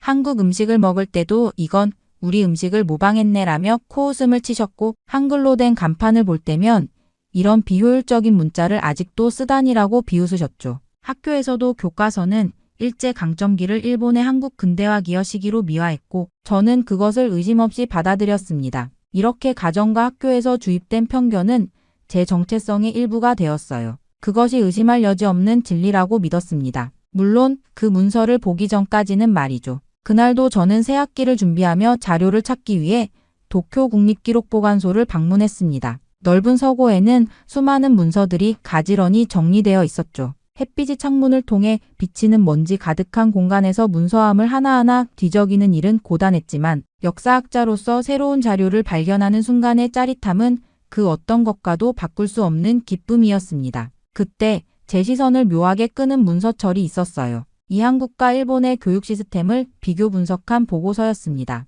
무심코 페이지를 넘기던 중 갑자기 시선을 사로잡는 문장이 눈에 들어왔죠. 한글은 학습 효율성 면에서 압도적으로 우수하다. 그 순간 제 귀에서 윙하는 소리가 들렸습니다. 마치 누군가 제 뒤통수를 강하게 친 것 같았어요. 보고서는 계속해서 한글의 체계적 설계와 과학적 원리를 상세히 설명하고 있었습니다. 손이 저절로 떨렸고 심장은 빠르게 뛰기 시작했죠. 이게 무슨 말도 안 되는, 저도 모르게 중얼거렸습니다. 주변에 다른 연구자들이 있어 목소리를 낮추려 했지만 내면의 동요는 쉽게 가라앉지 않았어요. 평생 믿어온 관념이 단 한 문장으로 흔들리기 시작한 것을 느꼈습니다. 보고서는 미국 언어학자들이 수행한 실험 결과도 포함하고 있었어요. 동일한 교육 환경에서 한글을 배우는 학생들이 히라가나와 가타카나, 한자를 함께 배우는 일본 학생들보다 문해력 습득 속도가 약 3배 빠르다는 결과였습니다. 숫자와 그래프가 명확하게 차이를 보여주고 있었죠. 저는 의자에 털썩 주저앉았습니다. 창밖에서는 여전히 벚꽃이 흩날리고 있었지만 제 마음속에는 폭풍이 몰아치기 시작했어요. 이런 내용이 사실이라면 생각만으로도 머리가 어지러웠습니다. 시간이 얼마나 흘렀는지 모르겠습니다. 저는 문서를 복사해 가방에 넣었어요. 발걸음이 무거웠습니다. 대학으로 돌아가는 길, 지하철 안에서도 그 문장이 계속 머릿속을 맴돌았죠. 한글은 학습 효율성 면에서 압도적으로 우수하다. 연구실로 돌아와 문을 닫고 책상에 앉았습니다. 복사한 문서를 펼쳐놓고 한참을 바라보았어요. 창밖으로 노을이 지기 시작했습니다. 제 연구실 책장에는 제가 쓴 책들이 가지런히 꽂혀 있었죠. 그 중에는 일본 식민지배의 근대화 기여라는 제목의 책도 있었습니다. 아니, 이건 분명 뭔가 잘못됐어. 저는 스스로에게 말했습니다. 하지만 내면 깊은 곳에서는 이미 무언가가 돌이킬 수 없이 변하기 시작했음을 느꼈어요. 그날 밤 저는 평소보다 늦게까지 연구실에 남아 그 문서를 읽고 또 읽었습니다. 이것이 제 인생을 완전히 바꿔놓을 첫 번째 밤이 될 줄은 그때는 몰랐죠. 다음 날 아침 저는 거의 뜬 눈으로 밤을 새웠습니다. 머릿속에서는 그 문서의 내용이 계속 맴돌았어요. 연구실 창문으로 들어오는 아침 햇살이 제 책상 위에 놓인 복사본을 비추고 있었죠. 손을 뻗어 그 문서를 다시 한번 만져보았습니다. 종이는 차갑고 딱딱했지만 그 안에 담긴 내용은 제 가슴을 뜨겁게 달구었어요. 이건 분명 잘못된 거야. 혼잣말을 중얼거렸습니다. 벽에 걸린 거울에 비친 제 모습은 피곤함에 절어 있었고 눈 밑에는 검은 그림자가 드리워져 있었죠. 아침 커피를 마시며 문서를 다시 훑어보았어요. 한글의 체계적 창제 원리와 과학적 설계는 당시 세계 어떤 문자보다 앞서 있었다. 이 문장을 읽을 때마다 가슴이 답답해졌습니다. 만약 이것이 사실이라면 제가 평생 믿어온 일본 문화의 절대적 우월성은 어떻게 되는 걸까요? 저는 갑자기 어지러움을 느꼈어요. 강의실로 향하는 발걸음이 무거웠습니다. 학생들 앞에 서자 익숙한 말이 목구멍까지 올라왔죠. 한국의 발전은 일본 덕분에. 그런데 이상하게도 그 말이 입 밖으로 나오지 않았어요. 대신 저는 예정에 없던 주제로 급히 화제를 돌렸습니다. 강의가 끝난 후 연구실로 돌아와 책장에 꽂힌 제 저서들을 바라보았어요. 그 책들 속에 제가 당연시 여겼던 주장들이 가득했죠. 갑자기 모든 것이 의심스러워졌습니다. 저는 그 문서의 진위를 확인해야 했어요. 혹시 위조된 것은 아닐까? 번역 오류는 없었을까? 의심이 꼬리에 꼬리를 물었습니다. 도서관으로 달려가 미국 점령기의 기록물들을 뒤적이기 시작했어요. 밤이 깊어갈수록 두 가지 감정이 제 안에서 충돌했습니다. 한편으로는 그 문서가 거짓임을 증명하고 싶었고 다른 한편으로는 그 안에 담긴 진실을 더 알고 싶다는 호기심이 끌어올랐죠. 집으로 돌아가는 지하철에서 창밖을 바라보며 생각했어요. 제 인생의 기반이 된 신념들이 하나둘 무너지는 느낌이었습니다. 어린 시절 부모님의 말씀, 교과서의 내용, 동료 교수들의 연구. 모든 것이 갑자기 의심스러워졌죠. 집에 도착해서도 잠을 이룰 수 없었습니다. 책상에 앉아 노트북을 열고 한글에 대한 자료를 검색하기 시작했어요. 검색 결과는 충격적이었죠. 세종대왕이 한글을 창제한 과정, 그 과학적 원리, 세계 언어학자들의 찬사. 이런 내용은 제 교육과정에서 철저히 배제되어 있었습니다. 밤이 깊어갈수록 두려움이 커져갔어요. 만약 이것이 사실이라면 제가 평생 가르쳐온 것들은 무엇이었을까요? 학생들에게 전달한 지식이 모두 왜곡된 것이었다면? 식은땀이 등을 타고 흘러내렸습니다. 동시에 이상한 해방감도 느꼈죠. 마치 오랫동안 가려져 있던 진실의 조각을 발견한 듯한 흥분감이 있었어요. 역사학자로서의 본능이 깨어났는지도 모릅니다. 진실을 찾아내는 것, 그것이 제 직업의 본질이 아니었나요? 다음 날 아침 결심을 굳힌 저는 도쿄대학 내에서 한국학 전문가를 찾기 시작했습니다. 마침 동아시아학과에 김성찬 교수라는 분이 계시다는 것을 알게 되었죠. 한국에서 유학 온 후 일본에 정착해 학문적 성취를 이룬 분이라 했어요. 무슨 면목으로 찾아가야 할지 고민됐지만 진실을 알고 싶은 마음이 더 컸습니다. 김성찬 교수의 연구실은 제 연구실과 같은 건물 3층에 있었어요. 문을 두드리는 제 손이 떨렸습니다. 문이 열리고 단정한 차림의 50대 중반 남성이 나타났죠. 안녕하세요, 다카하시 교수님. 어쩐 일로 오셨나요? 김 교수님의 일본어는 완벽했어요. 제 손에 들린 미군정 문서 복사본을 보시더니 표정이 미묘하게 변했습니다. 들어오세요. 김 교수님의 연구실은 한글 관련 서적으로 가득했어요. 벽에는 세종대왕의 초상화와 훈민정음 해례본 복사본이 걸려 있었죠. 저는 떨리는 목소리로 문서를 발견한 경위와 제 혼란스러운 심정을 털어놓았습니다. 이런 문서가 사실인가요? 한글이 정말 그렇게 우수한 문자인가요? 김 교수님은 잠시 저를 바라보더니 따뜻한 미소를 지으셨어요. 제가 직접 보여드리죠. 그는 책장에서 훈민정음이라는 책을 꺼내 펼쳐 보이셨습니다. 이것은 세종대왕이 한글을 창제할 때 그 원리를 설명한 책이에요. 1446년에 만들어졌죠. 저는 그 페이지를 주의 깊게 살펴보았어요. 김 교수님은 계속해서 설명했습니다. 한글의 자음은 발음기관의 모양을 본떠 만들었어요. 기역은 혀가 목구멍을 막는 모양, 니은은 혀가 위진몸에 닿는 모양이죠. 모음은 하늘, 땅의 사람, 이를 기본 형태로 했고요. 저는 놀라움을 감출 수 없었어요. 그렇게 과학적인 원리가 있었다니. 김 교수님은 저에게 한글의 자음과 모음을 차례로 가르쳐 주셨습니다. 글자 하나하나가 체계적인 원리로 만들어졌다는 사실이 놀라웠어요. 다카하시 교수님, 한글은 배우기 쉽게 설계된 문자예요. 자음과 모음을 조합해 수천 개의 소리를 표현할 수 있죠. 일본어처럼 한자를 섞어 쓰지 않아도 모든 의미를 표현할 수 있어요. 그 말을 들으며 제 마음속에 부끄러움이 밀려왔습니다. 평생 한국의 문화와 언어를 폄하해 왔는데 그것이 얼마나 오만한 생각이었는지 깨닫기 시작했어요. 하지만 왜 이런 사실이 일본에서는 제대로 알려지지 않았을까요? 김 교수님은 깊은 한숨을 내쉬었습니다. 역사는 종종 승자의 기록이 되곤 하죠. 식민지배 시기에 일본은 한글 사용을 억압했어요. 그리고 그 영향이 지금까지도 학계에 남아있는 겁니다. 저는 문득 어린 시절 부모님이 한글에 대해 경멸적으로 말씀하시던 모습이 떠올랐어요. 그것이 단순한 편견이었다는 사실을 이제야 깨달았죠. 하지만 여전히 제 마음 한구석에는 의구심이 남아있었습니다. 미군정 문서와 김 교수님의 설명이 사실이라 해도 일본 문화의 우월성에 대한 제 믿음을 완전히 내려놓기는 어려웠어요. 감사합니다, 김 교수님. 많은 것을 배웠습니다. 연구실을 나서는 저에게 김 교수님이 마지막으로 말씀하셨어요. 진실을 찾는 여정은 때로 고통스럽습니다. 하지만 그 과정이 우리를 더 나은 학자로 만들어주죠. 그날 밤 저는 김 교수님께 받은 한글 책을 펼쳐보았어요. 한글의 글자들이 마치 저에게 말을 거는 것 같았습니다. 이것이 정말 과학적으로 설계된 문자체계라면 그동안 제가 가르쳐온 역사는 얼마나 왜곡된 것일까요? 그렇게 한글 책을 몇 번이고 들여다보다 잠이 들었는지 다음날 아침 책상에서 눈을 떴습니다. 머릿속에는 여전히 의문이 가득했어요. 이렇게 과학적이고 체계적인 문자라면 왜 우리 학계에서는 제대로 평가되지 않았을까? 일본 역사학자로서 제 양심이 점점 더 괴로워지기 시작했죠. 그날부터 저는 도쿄 국립기록보관소에서 거의 살다시피 했습니다. 일제강점기 자료와 해방 이후 미군정 시기의 문서들을 하나하나 찾아보기 시작했어요. 다른 사람들이 퇴근한 후에도 저는 남아 자료를 더 찾았죠. 밤늦게 기록보관소의 지하 서고에서 오래된 상자를 발견했습니다. 조선어 정책 관련 문서라는 제목이 붙어 있었어요.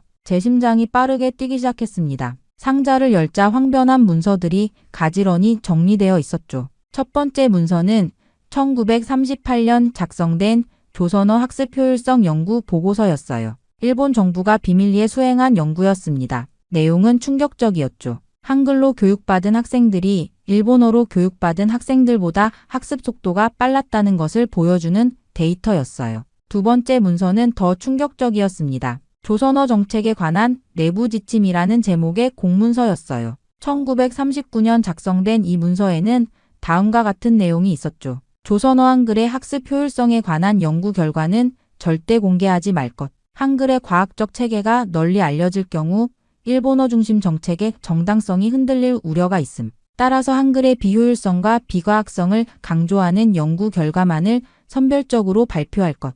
제 손이 떨렸습니다. 이게 무슨 의미인지 명확했어요. 일본 정부는 알고 있었던 겁니다. 한글의 우수성을 알면서도 정치적 이유로 의도적으로 은폐했다는 사실을 말이죠. 그 다음 문서에는 더 구체적인 지침이 있었어요. 조선인들에게 한글이 열등하다는 인식을 심어주기 위한 교육방침이라는 제목의 문서였습니다. 여기에는 학교에서 한글을 야만적이고 비과학적인 문자로 가르치라는 지시가 담겨 있었죠. 저는 그 자리에 주저앉았어요. 제가 평생 믿어왔던 역사적 사실들이 사실은 의도적으로 조작된 거짓이었다니 가슴이 무너져 내리는 듯 했습니다. 밤이 깊어갔지만 저는 계속해서 문서들을 읽어나갔어요. 식민지 지배의 정당성을 유지하기 위해 한글의 우수성을 은폐하려 했던 조직적인 노력의 증거들이 차례로 나타났습니다. 가장 놀라운 것은 이 정책이 해방 이후에도 은밀히 계속되었다는 증거였어요. 1950년대까지도 일본 학계에서는 한글 관련 연구를 의도적으로 억압했다는 내부 메모를 발견했습니다.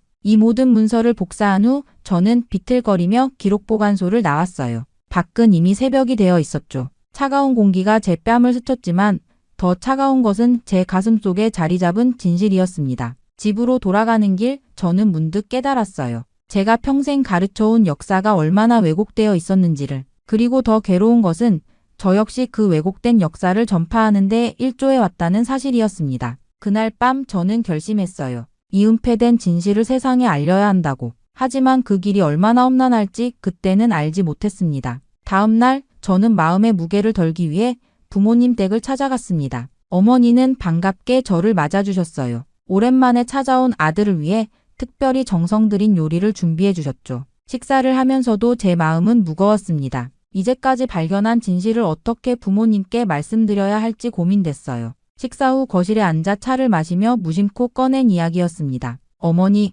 할아버지는 생전에 무슨 일을 하셨나요? 어머니는 잠시 멈칫하더니 조심스럽게 대답하셨어요. 아버님은 교육부 소속 공무원이셨단다. 해방 전에는 조선에서 근무하셨지. 그 순간 제 심장이 빠르게 뛰기 시작했습니다. 할아버지가 한국에 계셨다고요? 어머니는 조금 불편한 표정으로 고개를 끄덕이셨어요. 그래, 교육정책을 담당하셨어. 그런데 왜 갑자기 물어보니? 저는 진실을 알고 싶었습니다. 할아버지의 유품이 남아있나요? 혹시 일기나 문서 같은 것들이요? 어머니는 잠시 망설이다가 다락방을 가리키셨어요. 저기 오래된 상자에 몇 가지 있을 거야. 그런데 왜? 더 이상의 설명 없이 저는 다락방으로 향했습니다. 먼지 쌓인 나무 상자를 찾아 열었어요. 그 안에는 낡은 일기장과 문서 뭉치 흑백 사진들이 가지런히 정리되어 있었죠. 할아버지의 일기장을 펼쳤습니다. 1940년 3월의 기록이었어요. 오늘도 조선 아이들에게 한글 사용을 금지하라는 지시를 내렸다. 내 마음이 무겁다. 그들의 눈에서 슬픔이 보인다. 한글은 놀라운 문자다. 이렇게 배우기 쉽고 과학적인 문자를 금지시키는 것이 과연 옳은 일인가?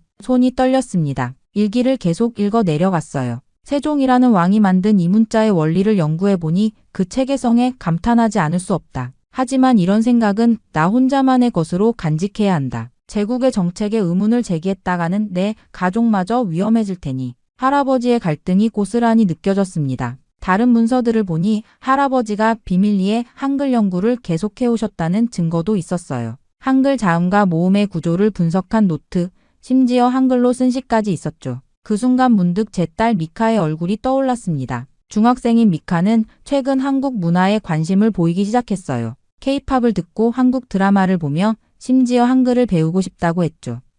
그때마다 저는 냉정하게 말했습니다. 그런 것보다 일본 전통 문화를 먼저 배워라. 부끄러움이 밀려왔어요. 제가 얼마나 편협했는지, 얼마나 오만했는지 깨달았습니다. 할아버지는 이미 그 시절의 한글의 가치를 알아보셨는데 저는 그로부터 80년이 지난 지금까지도 그 편견에서 벗어나지 못했던 거예요. 서재로 돌아와 어머니께 물었습니다. 어머니, 왜 이런 이야기를 한 번도 해주지 않으셨어요? 어머니의 눈에 슬픔이 깃들었어요. 그때의 기억은 우리 가족에게 너무 아픈 것이었단다. 할아버지는 귀국 후 사상의심인물로 감시를 받으셨어. 그 일로 많이 괴로워하셨지. 집으로 돌아오는 길 저는 결심했습니다. 미카에게 할아버지의 이야기를 들려주고 제가 비판했던 그 한국 문화에 대한 관심을 이제는 지지해주겠다고요. 그리고 무엇보다 진실을 향한 제 여정을 계속하겠다고 다짐했습니다. 그렇게 저는 집으로 돌아와 밤늦게까지 할아버지의 기록을 읽고 또 읽었습니다. 할아버지의 일기장 마지막 부분에서 결정적인 단서를 발견했어요. 최종 보고서는 도쿄중앙기록보관소 특별보관함 47B에 보관되어 있다. 저는 그 순간 가슴이 뛰었습니다. 이것이 제가 찾던 퍼즐의 마지막 조각일 수도 있었죠. 다음 날 아침 일찍 저는 도쿄국가기록보관소로 향했어요. 이전과는 다른 결연한 마음이었습니다. 이제는 단순한 호기심이 아니라 진실을 밝히려는 사명감이 있었죠. 기록보관소 사서에게 특별보관함 47-2에 접근하고 싶다고 말했어요. 그 보관함은 제한구역에 있습니다. 특별 허가가 필요해요. 사서는 의아한 표정이었습니다. 저는 최대한 침착하게 대응했어요. 도쿄대학 역사학과 교수 다카하시 유토입니다. 제2차 세계대전 직후 교육정책 연구를 위한 자료가 필요합니다. 긴 절차 끝에 마침내 허가를 받았습니다. 지하 3층 깊숙한 곳, 낡은 금속문을 열고 들어간 공간은 먼지와 오래된 종이 냄새로 가득했어요. 특별보관함 47-2는 구석에 자리에 있었죠. 손이 떨리는 것을 느끼며 보관함을 열었습니다. 그 안에는 극비동아시아 문자 효율성, 비교 연구 최종 보고서 1947이라는 제목의 두꺼운 파일이 있었어요. 이것이었습니다. 제가 찾던 바로 그 문서였죠. 보관소의 조용한 열람실에 앉아 보고서를 펼쳤습니다. 첫 페이지부터 충격적이었어요. 미국, 영국, 소련, 일본의 언어학자들이 공동으로 수행한 대규모 연구였습니다. 전쟁 직후 메가더 사령부의 지시로 동아시아 지역의 문자 체계를 비교 분석한 것이었죠. 보고서의 핵심 부분에 도달했어요. 한글, 가나히라가나와 가타카나, 한자, 로마자 영어의 학습 효율성을 비교한 표였습니다. 수치는 명확했어요. 보고서에 따르면 초등학생이 한글을 배우는 데는 평균 3일에서 7일 정도면 충분했습니다. 반면 히라가나와 가타카나를 습득하는 데는 2주에서 3주가 걸렸고 기본 한자 1000자를 익히려면 무려 2년에서 3년이 필요했어요. 영어 알파벳도 1주에서 2주가 걸린다고 했죠. 이어지는 문장에서는 더 충격적인 내용이 있었습니다. 한글은 현존하는 문자 중 가장 과학적이고 논리적으로 설계된 문자로 학습 효율성 면에서 다른 어떤 문자보다 우수하다. 심장이 빠르게 뛰었어요. 그리고 더 놀라운 부분을 발견했습니다. 한글의 과학적 원리는 현대 언어학의 기본 원칙을 15세기에 이미 구현하고 있으며 이는 서구 언어학이 발전하기 수백 년 전의 일이다. 저는 숨을 깊게 들이마셨습니다. 보고서는 계속해서 한글의 구조적 우수성, 발음 체계의 정확성, 조합 방식의 효율성에 대해 상세하게 설명하고 있었어요. 비교 그래프에서는 한글이 다른 모든 문자 체계를 압도하고 있었죠. 마지막 페이지에는 일본 정부를 향한 권고 사항이 있었습니다. 한글의 과학적 원리를 일본 교육 시스템에 부분적으로 적용할 것을 검토하라. 하지만 그 페이지에는 붉은 도장이 찍혀 있었어요. 기각국가 정책상 이유. 저는 의자에 깊이 기대 앉았습니다. 제 신념의 마지막 보루마저 무너졌어요. 이제 더 이상 의심의 여지가 없었습니다. 한글은 정말로 우수한 문자였고 일본은 정치적 이유로 그 사실을 은폐해왔던 것이죠. 손이 떨리는 것을 느끼며 보고서를 복사했습니다. 이 증거를 가지고 무엇을 할지 아직 확실하지 않았지만 진실을 알려야 한다는 사명감은 확고했어요.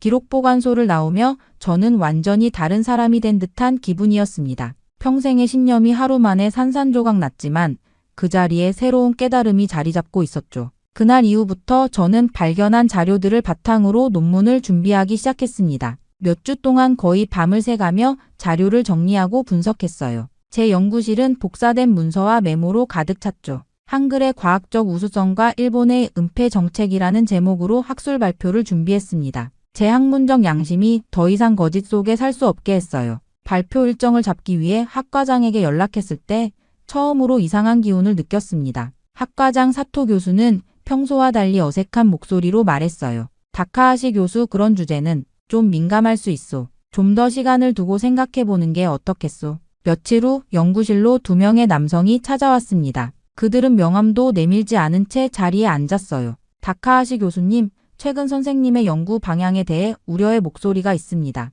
키가 큰 남성이 말을 이었죠. 국가 이미지에 관련된 사안은 신중하게 다뤄야 합니다. 특히 검증되지 않은 자료를 바탕으로 한 주장은 국익을 해칠 수 있어요. 그들의 말투는 공손했지만 눈빛에는 명백한 위협이 담겨 있었습니다. 우리는 교수님의 가족도 잘 알고 있습니다. 따님 미카 양이 쓰레카와 중학교에 다니죠. 앞으로 진학 문제도 있을 텐데 불필요한 문제가 생기지 않았으면 합니다. 그들이 떠난 후 저는 몸을 떨며 의자에 주저앉았어요. 누가 어떻게 제 연구를 알았을까요? 더욱 충격적인 것은 그들이 미카의 이름까지 언급했다는 사실이었습니다. 그날 밤 아내 유미와 이야기를 나눴어요. 당신 정말 괜찮은 거예요? 며칠째 안색이 좋지 않아요. 모든 이야기를 털어놓았습니다. 발견한 문서들, 한글의 우수성, 일본 정부의 은폐, 그리고 오늘 있었던 방문자들의 위협까지요. 유미는 처음에는 믿기 어려워하는 표정이었지만 제가 가져온 증거들을 보더니 점차 표정이 굳어졌어요.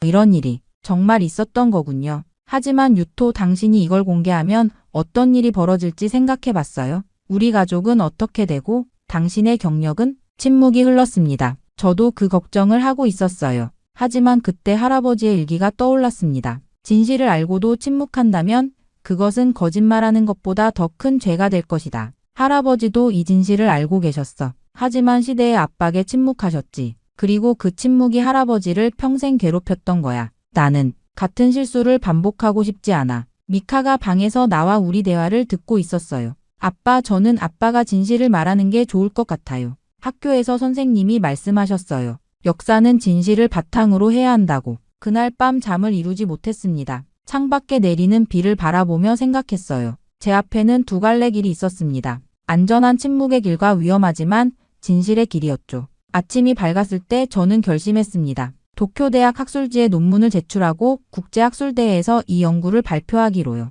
비록 그것이 제 경력과 안전을 위협할지라도 역사적 진실을 위한 결단이었습니다. 전화기를 들어 학과장에게 연락했어요. 사토 선생님, 제 결정은 바뀌지 않을 겁니다. 이번 연구는 반드시 발표하겠습니다. 이어서 신문사와 다른 대학의 동료들에게도 연락했죠. 가능한 한 많은 사람들이 이 사실을 알도록 해야 했습니다. 그것이 제가 할 수 있는 최선의 자기 방어였어요. 유미야, 미카야, 잠시 어려운 시간이 올 수도 있어. 하지만 우리는 반드시 이겨낼 거야. 결심을 굳힌 후 저는 바로 행동에 옮겼습니다. 도쿄대학 학술지에 논문을 제출했지만 예상대로 검토 중이라는 이유로 출판이 미뤄졌어요. 일본 국내 학술대회에서도 발표 기회를 얻지 못했죠. 마치 보이지 않는 손이 모든 문을 막고 있는 듯 했습니다. 하지만 저는 포기하지 않았어요. 논문을 영어로 번역해 해외 학술지에 제출했습니다. 그리고 마침내 한국의 한글학회에서 연락이 왔죠. 그들은 제 연구에 깊은 관심을 보였고 서울에서 열리는 국제학술대회에 초청했습니다.